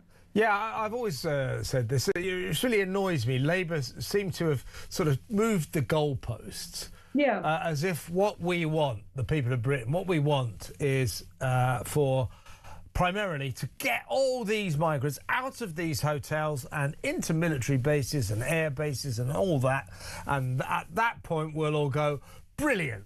The migrant crisis is solved. Well, OK, you've saved a few tax dollars. That's good. OK, you've saved some money. That does not solve the crisis. You're just shifting them from one form of accommodation to another that's a little cheaper, but they're still coming in their droves across the channel. And just moving them to cheaper accommodation does not even begin to solve the crisis at all, does it? No, and I think Christian might have a perspective on this, having spent such significant time now among asylum seekers in France and Germany. Christian, maybe you can talk just really briefly about the sort of pull factors that are attracting these people to the UK. Yeah, well, they're all aware of what goes on. They're all tuned into the news. They have a brief overview of the latest news up from our side, and perhaps the surprising thing is that the people, well, maybe not so surprising, the people in that asylum accommodation in Belgium who were following the proper channels, they were fairly nice, decent people from the people I met, and I actually made quite good friends with them and sat there for a while talking to them. Now, the other people who are not following the proper channels, they're in the camps, they're on the streets of Calais, they're going to the charities. I can't comment on the experiences that they might have had that might be slightly worse. But one thing I will say is my experience is that they are a hell of a lot more hostile in those situations, in the camps and on the streets. I've been in a few situations where I was very fearful for my life, in a genuine note. Well, we remember the film that you made there, which was very scary. Now, I should have asked you before, Christian, obviously one of the many treats that we gift to our migrants is we give them free food. We were just seeing it at that 4-star hotel with the 4 posted beds. Yeah. Do the Belgian migrants, do they get free food? So they get this it's supposed to be rice, but it doesn't even look like rice. And then it looks like some sort of boiled veg in tomato sauce. And they get the same thing every day, 7 days a week, and that doesn't change ever. And I don't think I could eat it, to be honest. It was shown in the image there, and all of them are saying it's no life, but we're trying to do it because some of the people had really, really genuine, compelling stories in that migrant centre. But would you say, Christian, from your experience of having just been to Belgium, to these Belgian beaches, that going forward into the summer's just about to start, weather looking very good, means we're going to get many more crossings from France. Do we have a serious problem in Belgium? Well, we do. The supplies coming from France. I was walking, so I travelled across Belgium and the north of France on my way home to the UK, and I was shocked to see the number. And bear in mind, I've spent quite a lot of time along that coastline, so I know it quite well. And I was shocked to see the numbers of migrants travelling around the north of France and Belgium. The numbers were far higher than what I've ever seen before.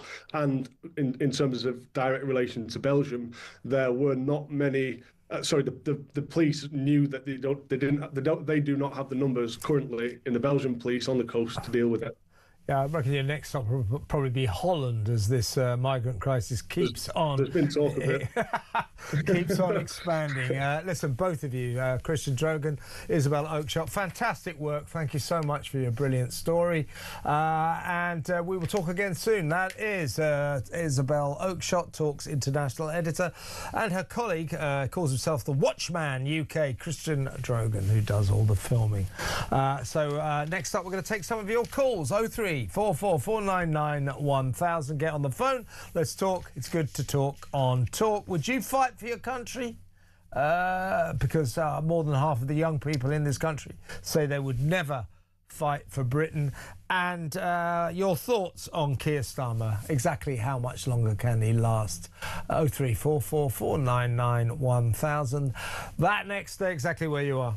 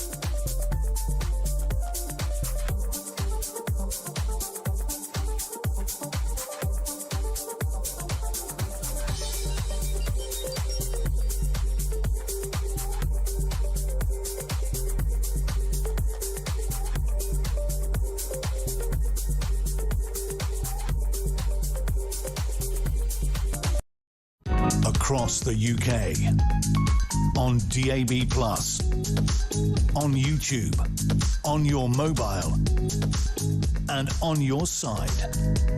This is Talk. Welcome back. This is from Clayton in Dartford, talking about Liam Rossigna, the Chelsea manager who's just got 25 million quid for about 4 months' work. He's been sacked, like all Chelsea managers. Graham Potter, former manager, Clayton pointing out, I bet Graham Potter is gutted over Rossigna. He only got 4 million when he was sacked from Chelsea. Hey, Chelsea, give me a job. I'll go for $1 million, all right? I can't say fairer than that. Come on. Let's go to the phones. Let's talk to Scott in Essex. Hello, Scott. Hello. Why is it the further we get away from these conversations, we circle back to exactly the same problem with exactly the same issues almost every week, month and year? Just phoning up concerning the issue with the army and the accommodations for the migrants. Yep. And it always gets me. The accommodations we have for the military are abysmal. They are dilapidated. They're full of mould and very unhealthy. They're not fit for it's notorious. Yeah. Yeah, so if we're going to spend this money on the accommodations for the asylum seekers that no doubt will be granted, even though many of them have no right to be in this country, and have no contributing to this country and no wish to even join or be a part of this country. So once we do finally get rid of them back to their countries of origin, where they actually deserve to be, we will finally, if we do spend the money on their accommodation in the military lands, have accommodation fit for our military. Yeah, if there's any of the military left, because, for example, the army, the number of soldiers, number of troops in the army wouldn't fill a football stadium. So the need for accommodation is shrinking by the day.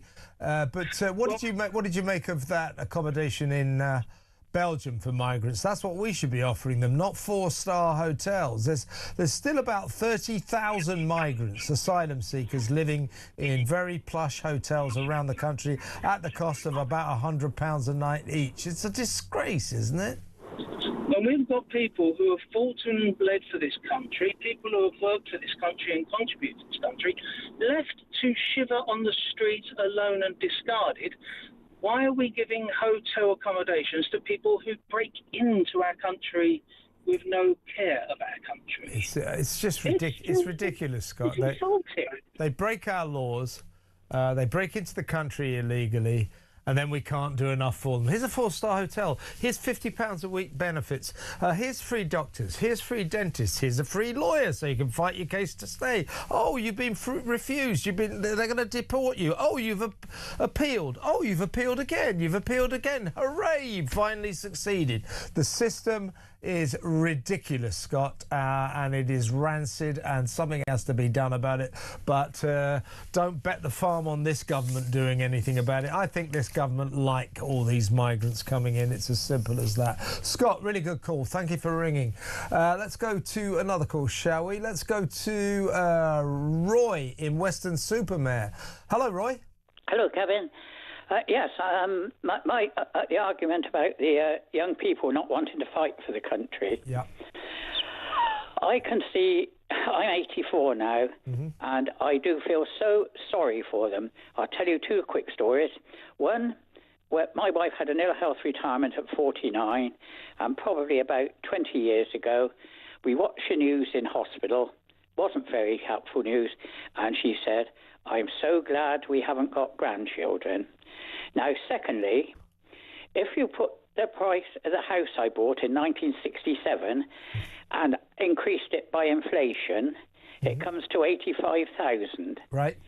It is now valued at 280,000 in Western Supermare. Is that right? Now, their wages haven't gone up that much, so and there aren't any council accommodation anymore, as there was when I bought that house.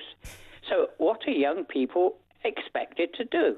Yeah, I mean, I sense that you're taking my view on this, Roy. Now, I deplore the fact that young people won't fight for their country. I think it's depressing, and it's a really low point in the cultural history of Great Britain, in my mind.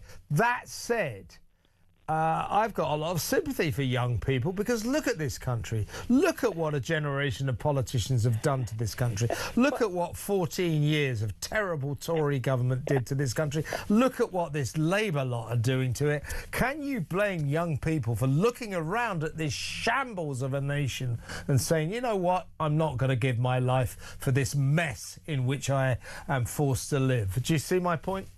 Very true, definitely. And that's the reason, isn't it? But it's what politicians have done with the country while they were chasing the white vote, the grey vote, for the number of people at the top there, and expecting just getting their vote. And Well, why did they ever close the Shore Start centres and the youth clubs? That was absolutely... That's absolutely fundamentally because stupid. we've been governed now for 15, 16 years by utter morons who aren't fit to do the job.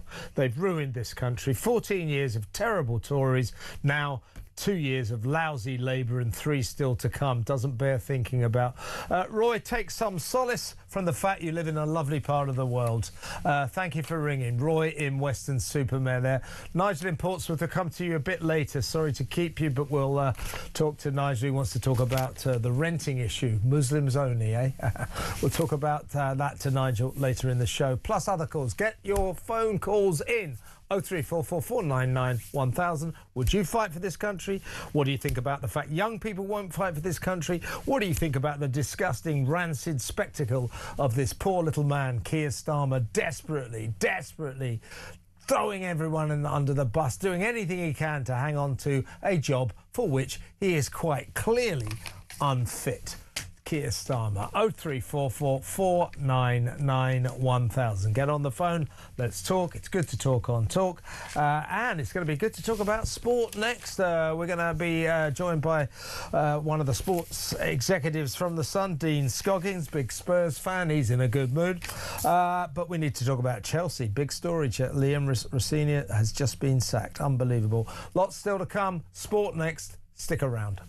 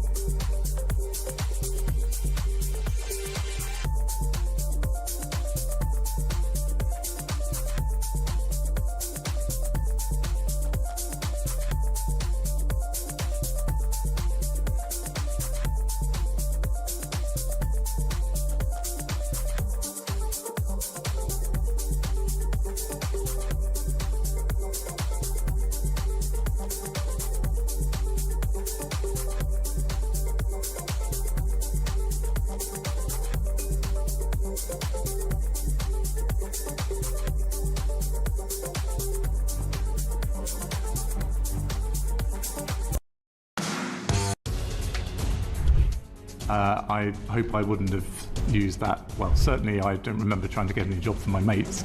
Can you get a job? Can you help get a job for ex's mates? But don't tell the Foreign Secretary. I don't think it's completely surprising that the Prime Minister would be so sensitive about the way in which he was dealing with a member of his senior team, and particularly a Director of Communications who's in minute-by-minute contact with the media, that he would want that kept to a very, very tight group of people at the time.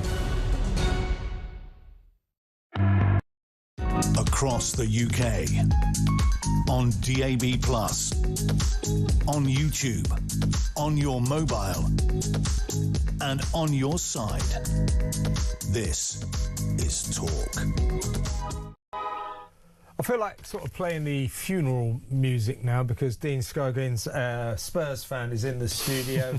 But we'll come to Spurs in a little while because the focus is on Chelsea right now. Oh my God, they've just fired Liam Rossini after he started in January. I gather he's walked away with a £25 million payoff. Can I be a football manager, please? Yeah, we're not sure about the payoff. We're trying to get to the bottom of that now, but we believe that they haven't quite made the same mistake that they did with Graham Potter in having to pay up the entire length of the contract. We're trying to figure out when we think that there's a clause in there that means that maybe it's just a year, just the £4 million for 4 months' work. Potter walked away with £4 million, is that right?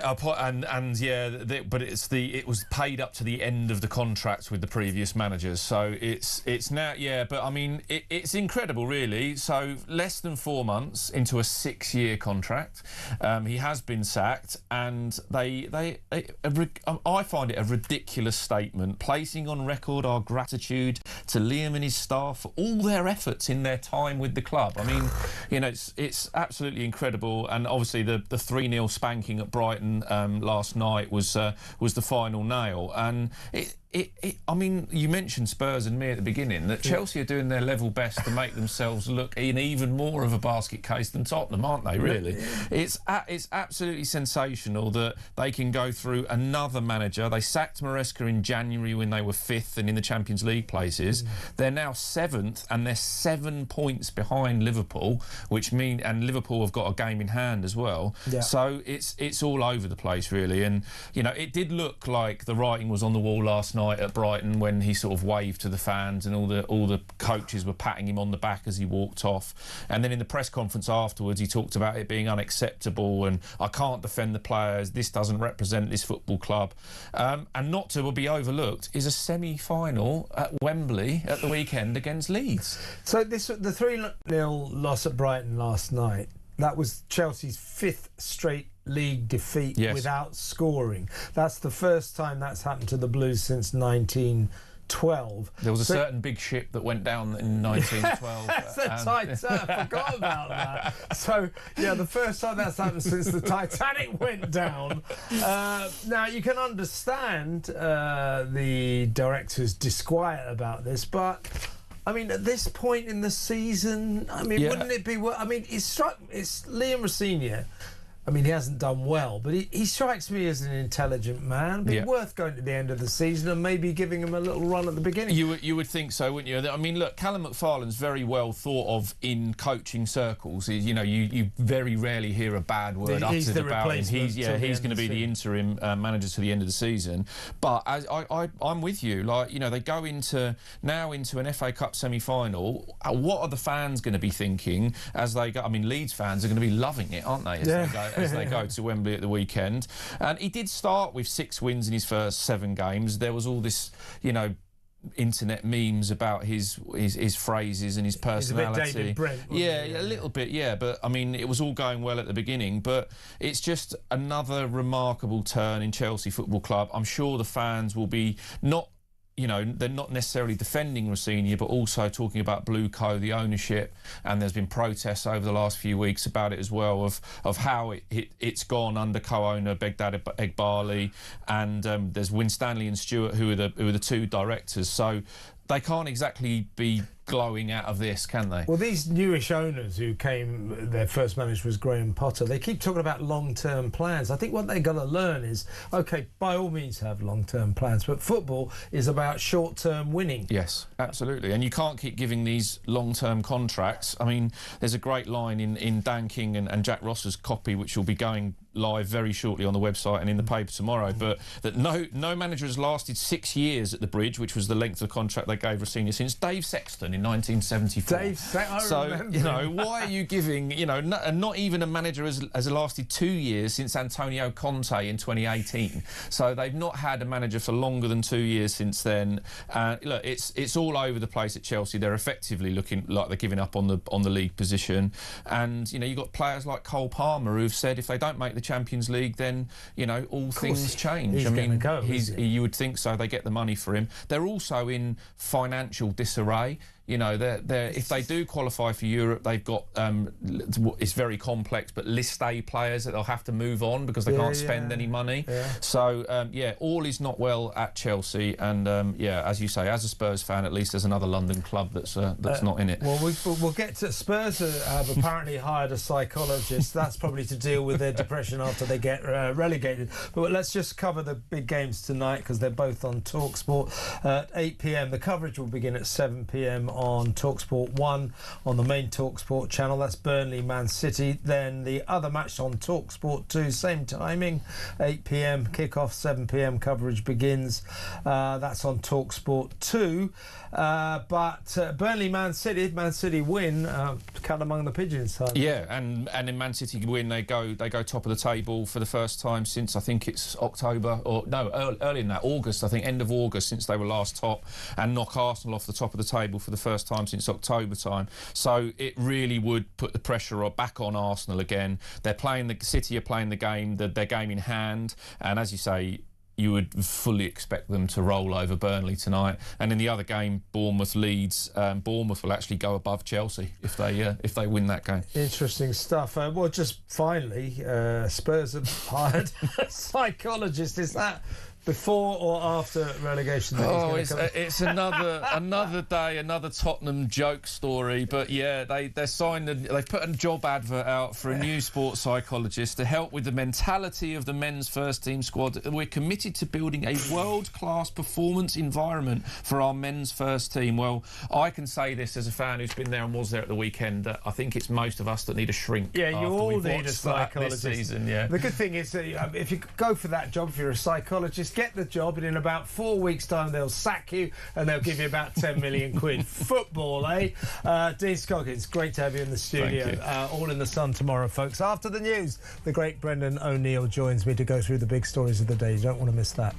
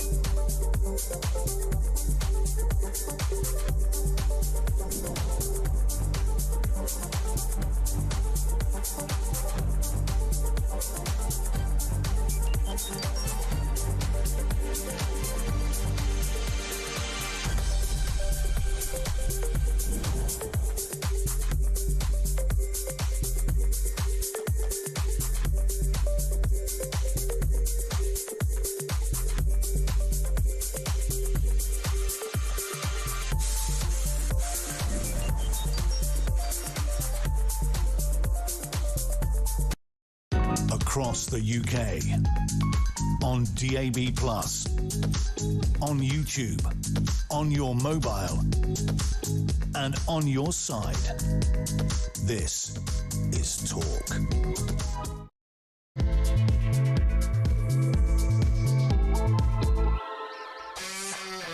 There's a new biopic out, a movie about Michael Jackson, a sort of documentary movie.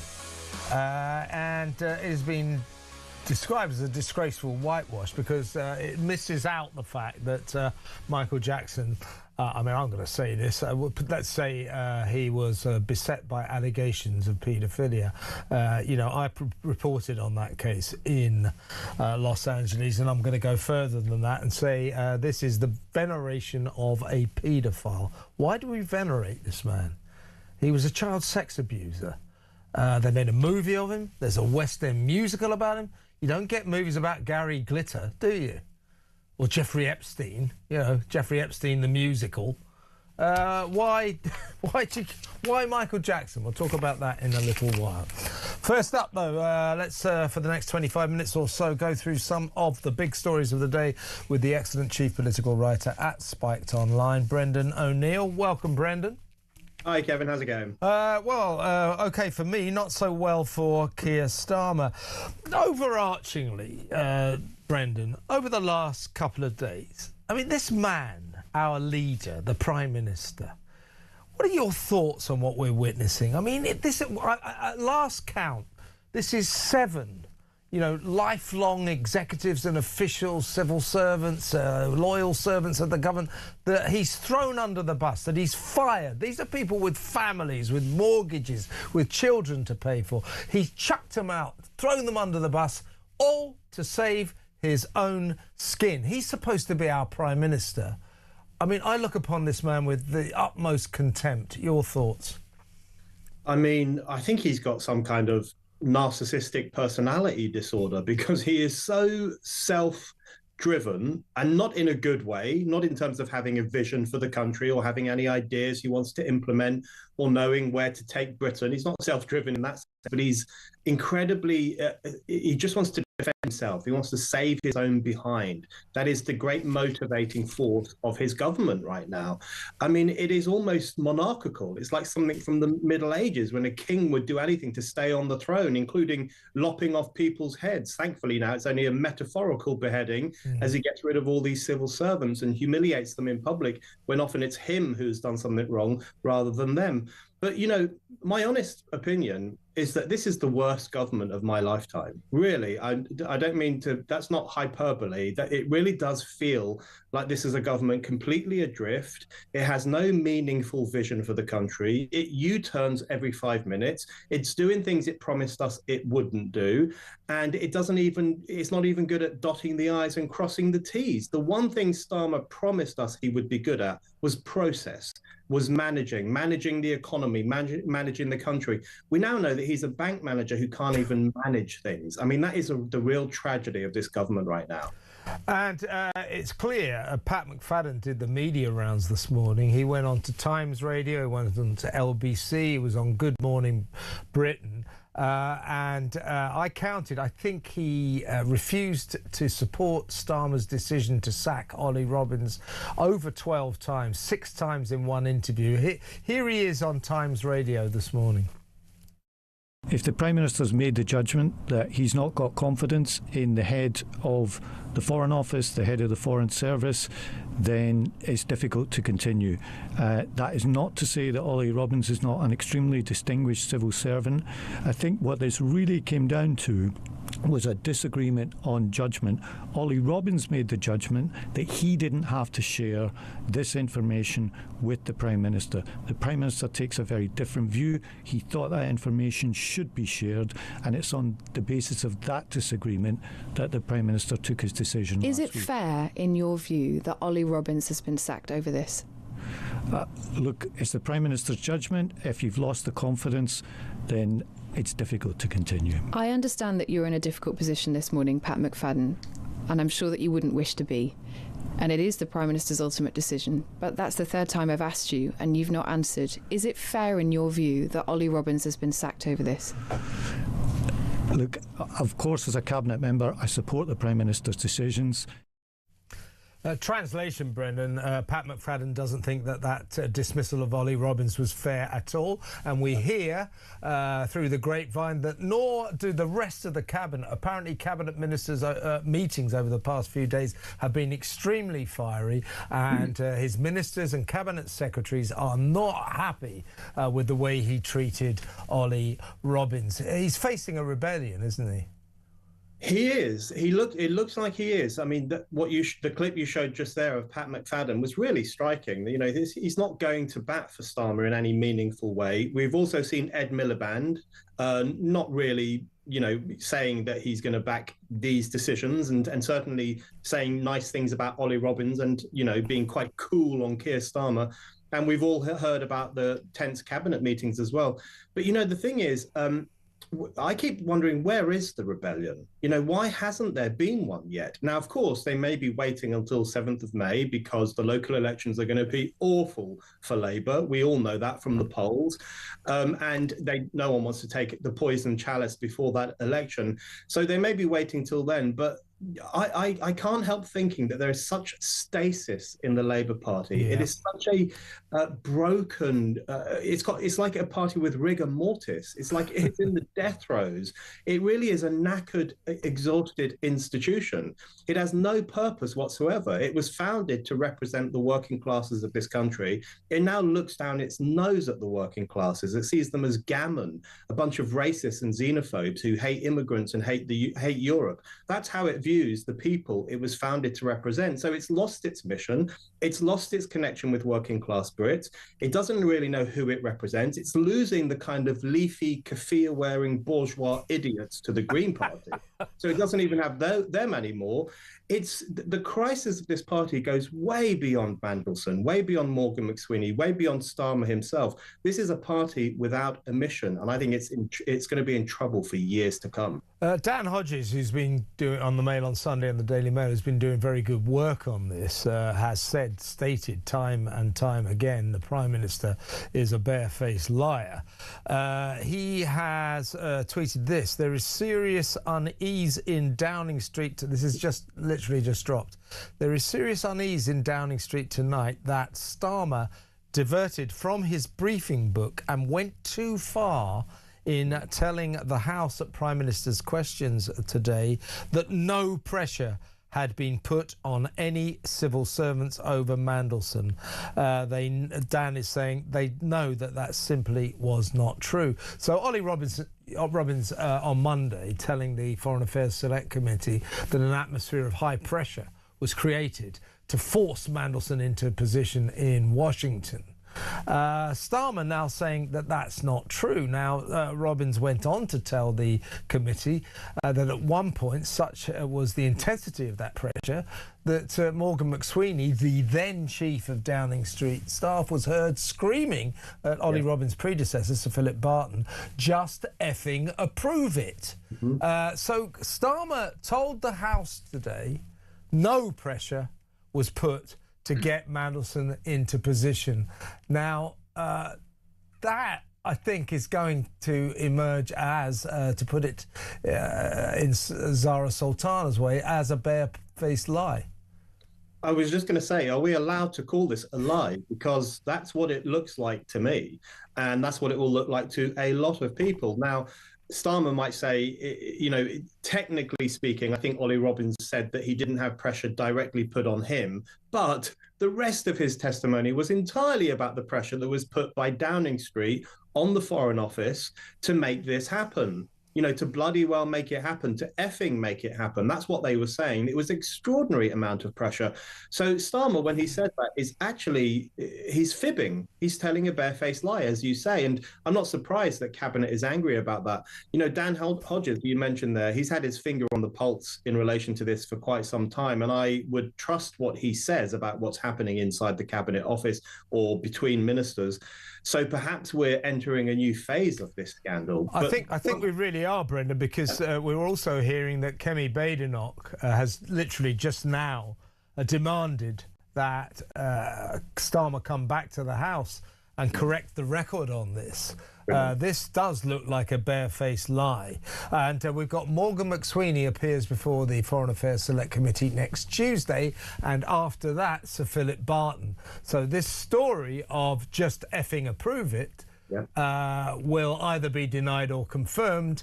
I suspect it will be confirmed, and that will put enormous pressure on Starmer, and it will reveal that even today he told the House a lie, that no pressure was put to get Mandelson into position. That wasn't true. Completely untrue. I think he's in trouble. I mean, he's been in trouble for some time, but I think it's just tipped over the edge. And especially if Kemi Badenoch is saying he's got to come back to the House and correct the record, that's a really good line for her to push. And I hope she really holds to it, because this is really serious right now. And the question I keep asking myself is, who wants him in Downing Street? I mean, you could probably him, and maybe, you know, you could probably count on one hand the number of people who want him in office. He has very little support amongst the public. He's incredibly unpopular. We're going to see that in the local elections. His own cabinet seems to have lost faith in him. There's maybe a handful of backbenchers who were favourable to him in the Commons over the past few days, but only because they were whipped to do so by the party whips.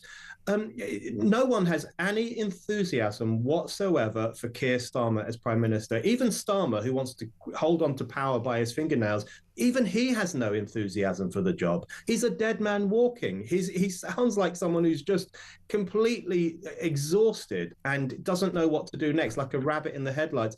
I think his days are numbered, and maybe he'll even go before the local elections, but it'll be interesting to see what happens next. I think matters are coming to a head. I really do think he's in trouble now. And he also takes hypocrisy to a new level. So we know that in terms of PMQs today, Prime Minister's questions, he tried to get them called off to spare his own blushes, to spare his own embarrassment. He failed in that endeavour. He's now trying to... Parliament was going to be prorogued at the end of next week to make way for the local elections. We now hear he's desperately trying to get that proroguing brought forward to before PMQs. So he's trying to avoid PMQs by proroguing Parliament early. Now, in 2019, when Boris Johnson tried to prorogue Parliament, this was what Keir Starmer had to say about it. Watch this. To everybody, that not only was shutting down Parliament at this crucial time the obviously wrong thing to do, we should be sitting each and every day to resolve this crisis, but that the Prime Minister was not telling the truth about why he was doing it. And this is really important.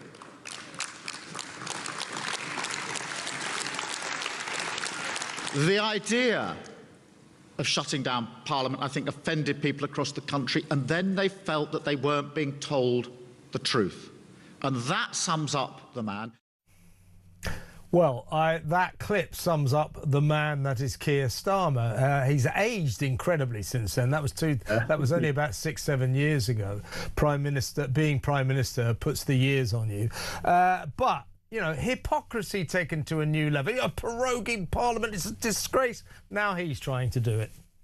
You know, this is actually really quite shocking, because Starmer wants to prorogue Parliament in order to avoid democratic accountability. And if we don't have democratic accountability in this country, then we're screwed. That's the truth of it. You know, our forefathers fought for democracy in this country, for the right to vote, for the right to have elected representatives in the House of Commons, which is called the House of Commons because it represents common people.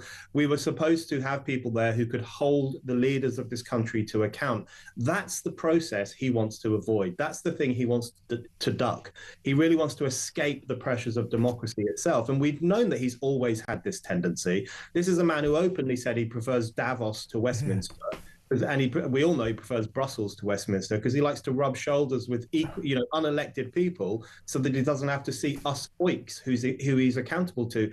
You know, let's not forget that Boris Johnson, whatever one might have thought of Boris Johnson, and even whatever we might have thought of his proroguing of Parliament, that was about trying to stop MPs from thwarting Brexit. Because if you remember, during that disgraceful parliament, which went on way too long, they all kept trying to thwart Brexit, to stop it from happening, to hold it up. At least Boris was driven by a desire to make the largest democratic vote in this country actually take effect. Whereas what Starmer is doing is the precise opposite. He wants to prorogue Parliament to avoid democracy. Scandalous. A couple of other stories, if I could get your take on them, Brendan. First of all, poll revealed today in the Daily Telegraph that more than half of Britain's young people would not fight for their country ever. They would not fight for Britain ever. Two takes on this. First of all, that's depressing. It seems to lack patriotism on the younger generation's part. But then again, they look around them. They look at what 14 years of Tory mismanagement did to this country and what 2 years of Labour catastrophe has done to this country. And there's a scintilla inside me that has some sympathy for any young person who says, you know what, I don't want to lay down my country for the shambles that these politicians have turned it into. You know, that's the question young people are probably asking themselves. You know, what would I be fighting for? This country that feels broken, it doesn't work, the economy is flagging, when we don't have enough energy to keep the lights on. If push comes to shove in Iran, we'll be screwed. We're constantly told that British history is just a litany of crimes against humanity, that Britain is a racist country born from the sins of empire, the sins of colonialism, the sins of slavery. This is what the young are told all the time. And we are now seeing the consequences of that. The consequences is that lots of young people between the ages of 18 and 29 are thinking, well, why the hell would I lay my life down for this country that I have been told by my teachers and my university lecturers and people like Zach Polanski and popular culture have been told that it's an awful country. It's a bad place. Its history is a disgrace and its future, it doesn't have much future. So we have brainwashed the young into hating the nation in which they live. And I don't think we have really grappled with how serious that is, because if you make a whole generation feel alienated from their own country, we are not going to have the kind of people we need to stand up for this country if anything bad happens and to push for a better future. So we've dug this grave for ourselves, and it's incredibly worrying. It certainly is. One more story, actually two more. This is the second to last one. Again, in the Telegraph this morning. Telegraph doing great work at the moment. These extraordinary property adverts by landlords, by companies, calling for tenants, Muslims only, Hindus only. Some of them going down to particular states in India, Keralans only. Now, of course, this is against the law, and Facebook have taken down the page on which some of these adverts were being promoted. But, we've got things like only for Muslims, 2 Muslim boys, 2 Muslim girls, Muslims preferred, direct appeals to Punjabis, Gujarati speakers, Kerala and Haryana people, and so on and so forth. Look, integration is not going well in this country. I think it harks back to those notorious posters in the windows of landlords and landladies in the 1950s and 60s, no blacks, no Irish, no dogs. Now we've got Muslims only. Similar kind of syndrome. Not very good for integration, I would suggest. Yeah, I was just thinking about those old signs from the 50s and 60s, because this is like that, but even worse, because it's basically saying no one at all except Muslims, or no one at all except Hindus. You're absolutely right. It's completely illegal. It should be investigated, and we should try and find out who's posting these ads and let them know this is against the law. But there's a bigger problem than that, which is the fragmentation of our society, the balkanization of our society. We are splitting up every single day into tiny ethnic enclaves, tiny cultural bubbles, where and this is the ideology of multiculturalism in action. It actually incites people to just stick to their own and to ignore mainstream society. So it's another rod that we've made for our own backs. And until we get a handle on this fragmentation of Britain, we're not going to be able to push for a better future at all.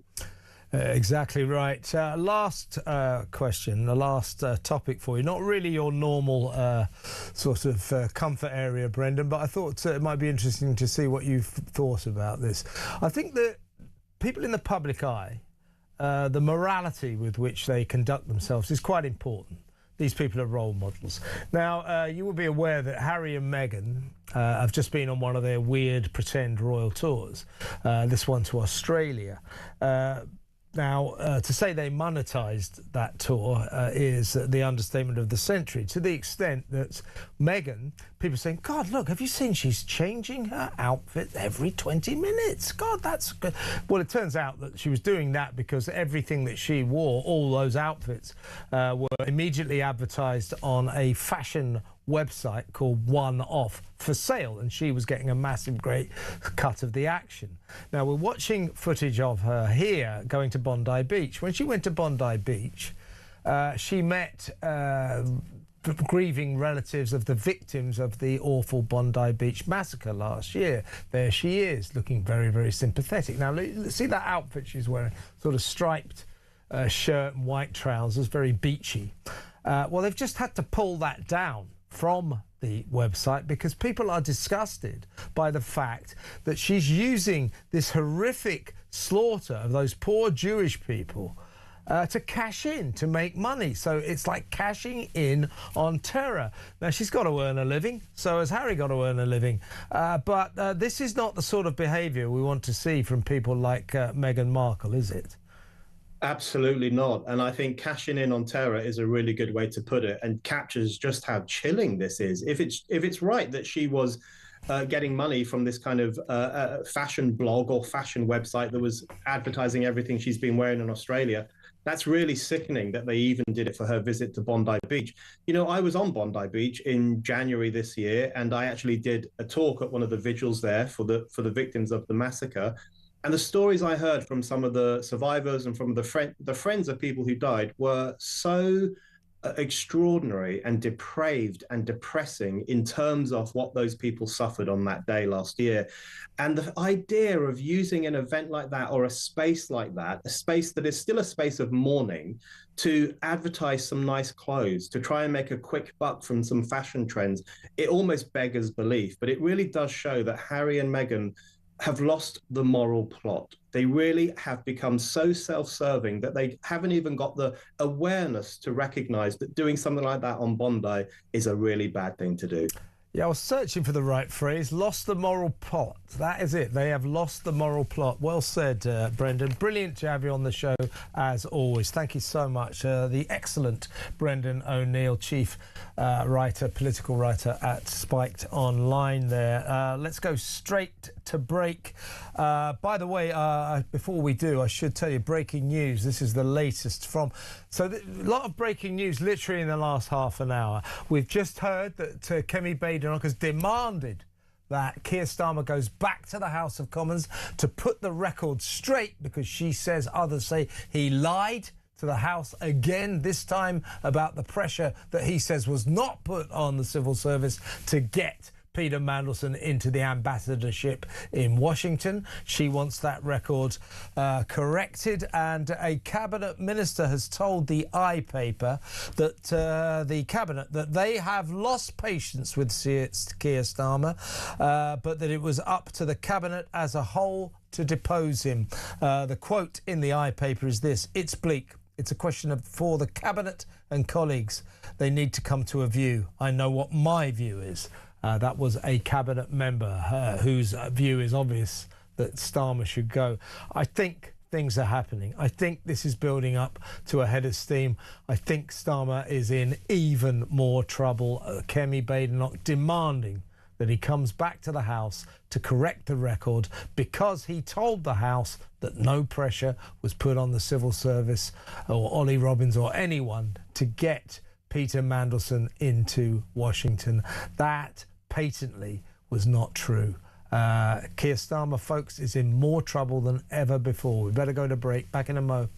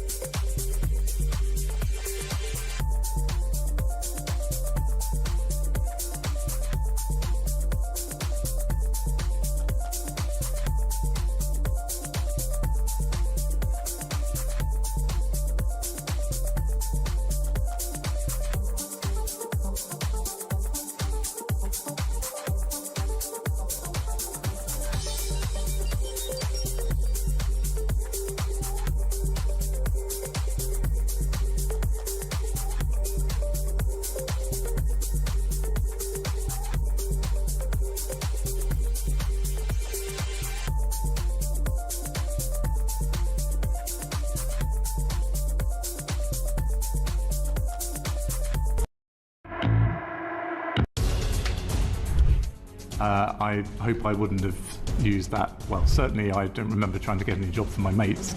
Can you get a job? Can you help get a job for ex's mates? But don't tell the Foreign Secretary. I don't think it's completely surprising that the Prime Minister would be so sensitive about the way in which he was dealing with a member of his senior team, and particularly a Director of Communications who's in minute-by-minute contact with the media, that he would want that kept to a very, very tight group of people at the time.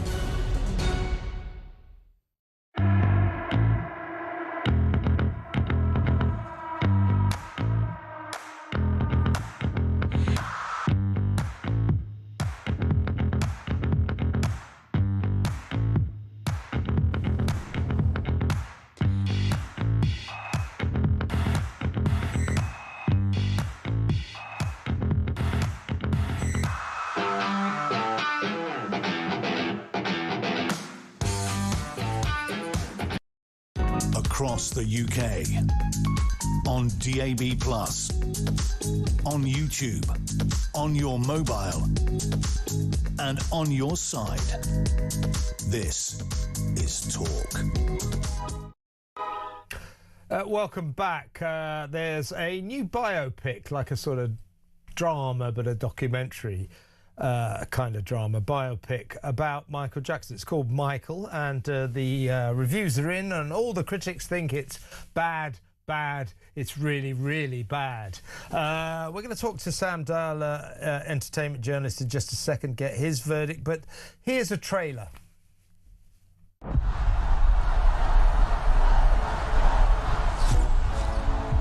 You're confident. You're strong.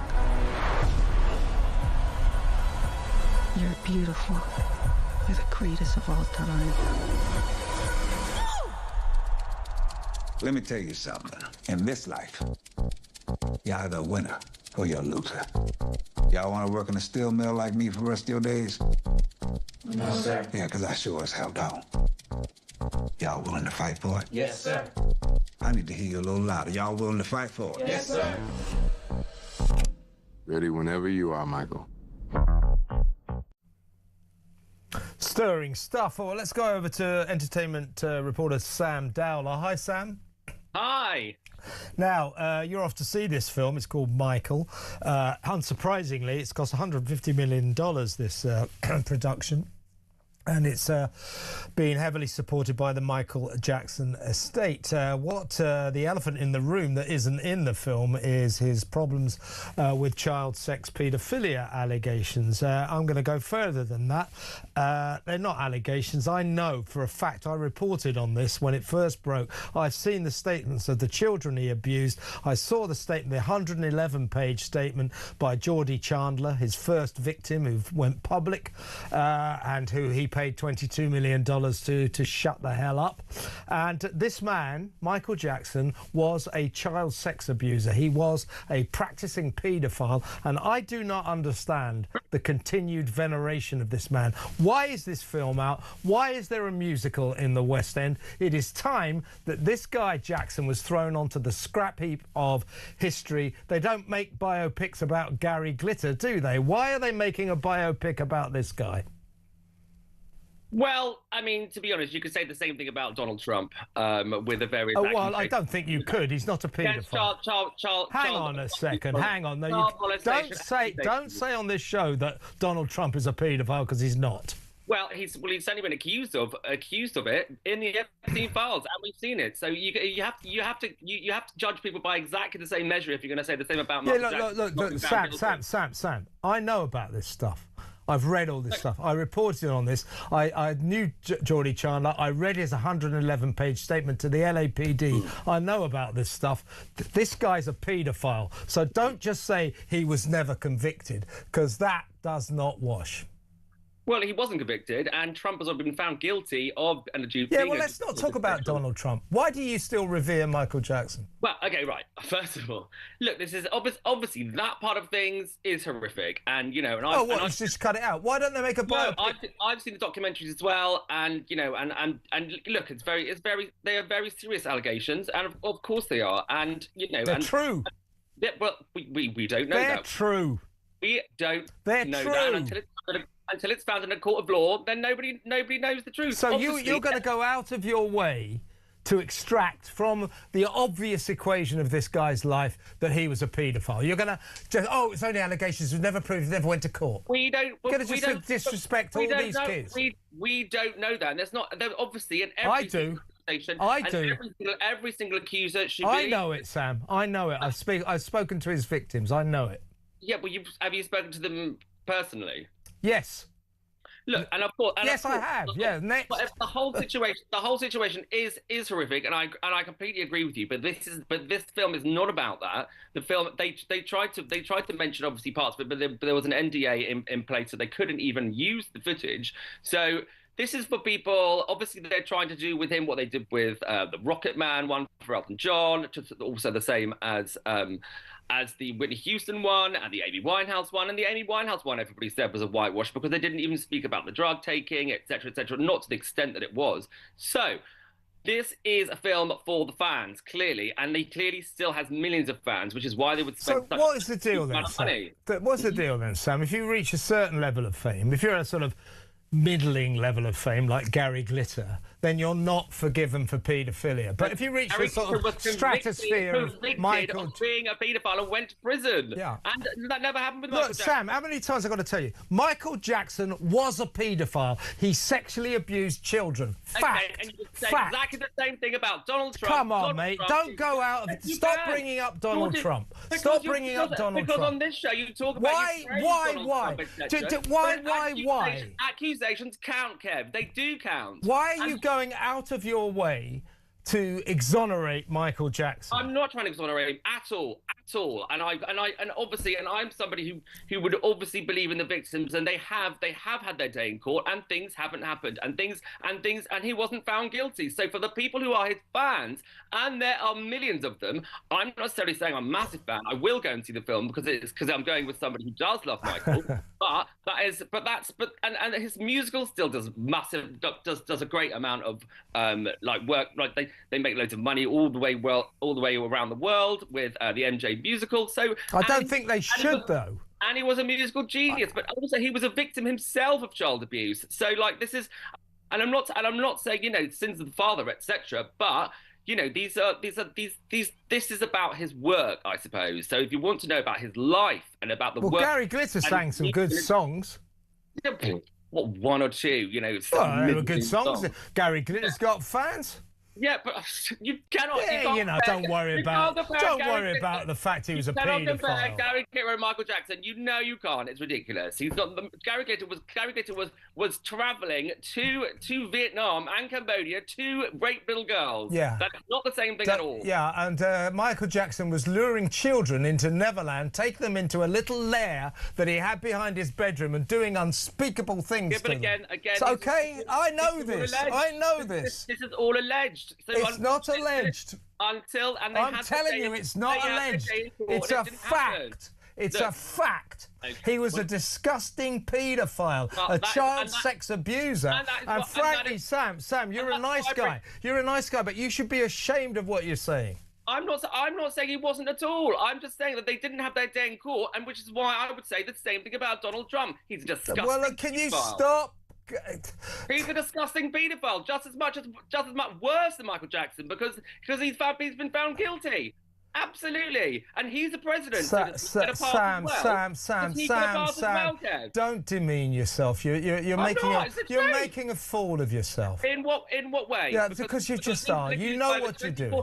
You know what you're doing. You know what you're doing. It's ridiculous. Staring at little girl. You're trying to defend Michael Jackson with nonsensical whataboutery. It's not whataboutery. It is whataboutery. You're going. I'm telling you. Wait a second.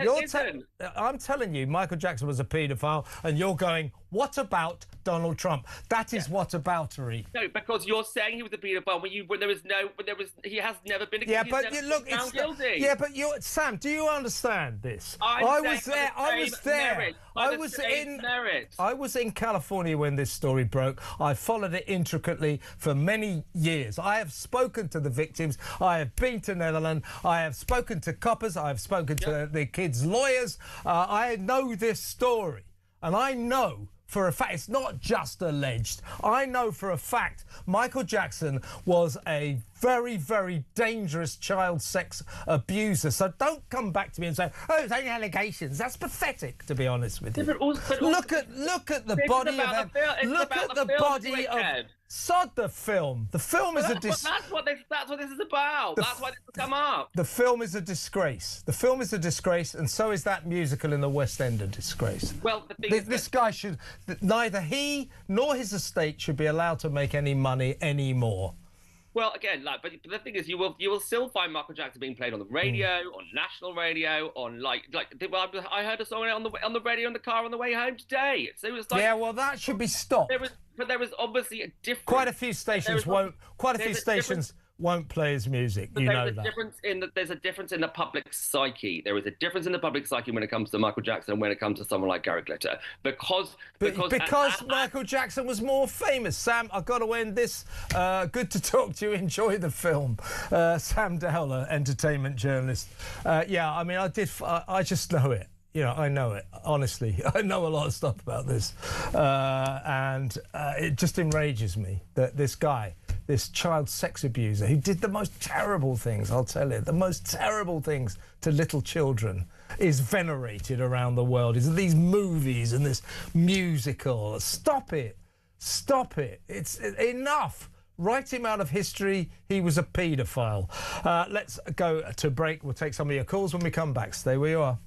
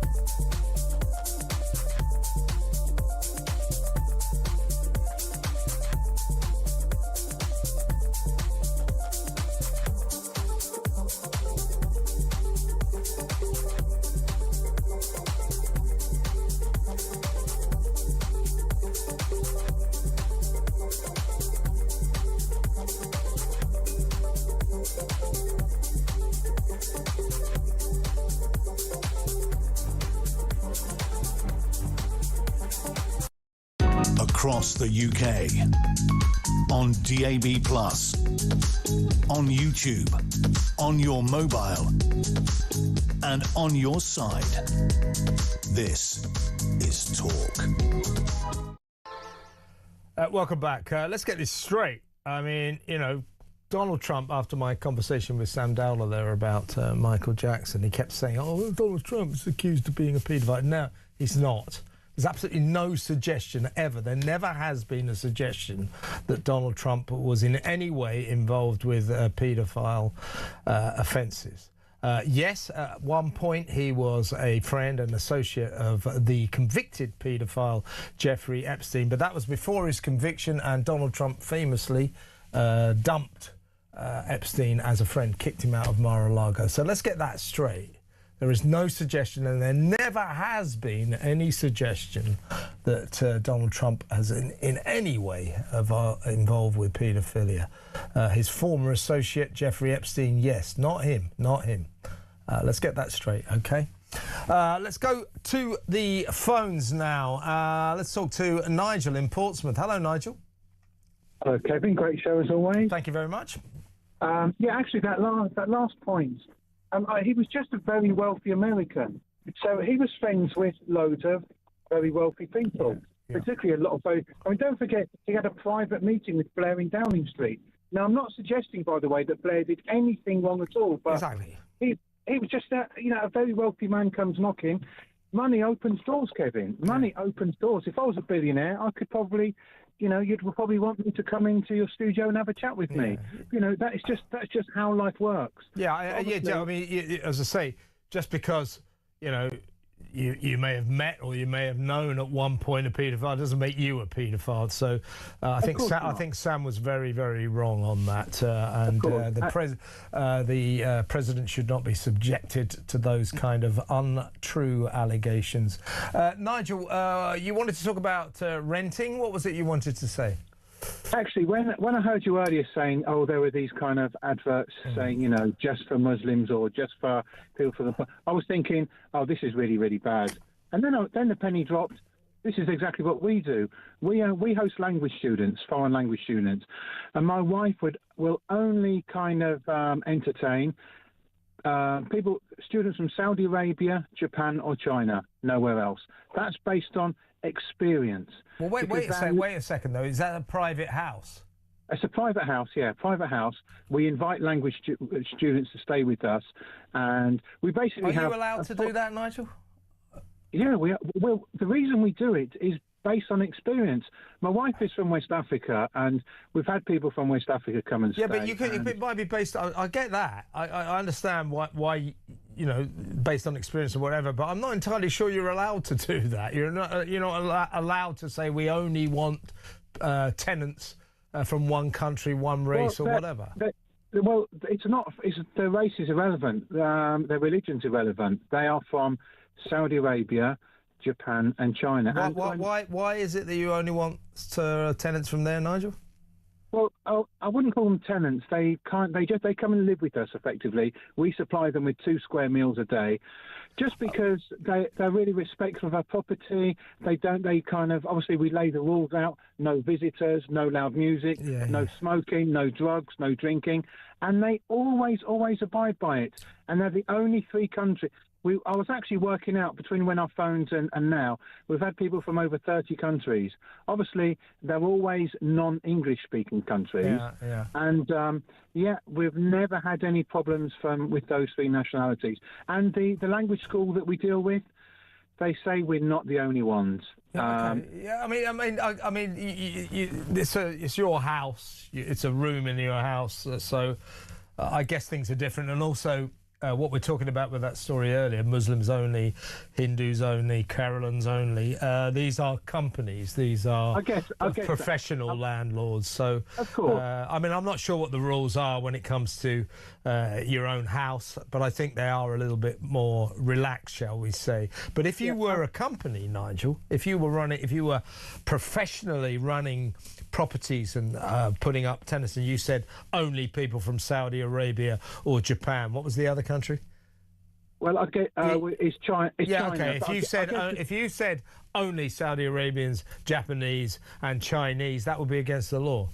Of course. Well, the difference is we don't advertise. There's another difference. It's just the language school that we deal with. They know our preference. Now, as it happens, almost all of their students come from those 3 countries. Anyway, I just wanted to say that. I mean, I don't know the intricate rules, but what I do know is it's your house, and I guess that's okay. But if you were a professional landlord, that would not be okay. You can't. We have an equality laws that prevent us from stipulating the kind of tenants in terms of their race or cultural background that we want. That's against the law. I understand that, Kevin. Like I said, when I listened to the story, I thought that's terrible. That is terrible. Like you said when you introduced the kind of the story that about in the 60s and 70s, people would say no dogs, no Irish, no blacks, no dogs, no Irish. Yeah. Well, I'm Kevin O'Sullivan. I take personal offence to the Irish bit of that, and of course the other bit. It's. Different times. Nigel, interesting call. Thank you very much for ringing. Thank you. Nigel there in Portsmouth. Let's listen to a WhatsApp voice note, shall we? This is John on young people not wanting to fight for their country. Kev, just regarding your point on the Gen Z, as they're known, the youth of today, not fighting for their country. Kev, could you imagine these people on the front line turning up with their purple hair and their blue hair and their rainbow flags, and it's never going to happen. We just find ourselves in such a sad, perilous place, and if we were in trouble, we would have no one here to defend us, Kevin. I'm 48-year-old now. I'm old, if you want to say, but we're in a bad place, really. And if we were in trouble, things aren't good now, but things don't look great whatsoever. Thanks, Kev. Thanks, John. Good voice note. Yeah, I mean, that's another issue, isn't it? All these young people who say they wouldn't fight for their country ever.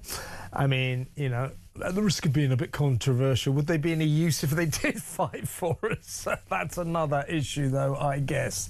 0344 499 1000. Let's go to break. We'll take some more calls. I'll read a few messages when we come back. And then, just before 7 o'clock, Alex Phillips will be in the studio to tell you what she's got lined up for your entertainment from 7 p.m. all the way till 10 p.m. So a little bit still to come. Stay where you are.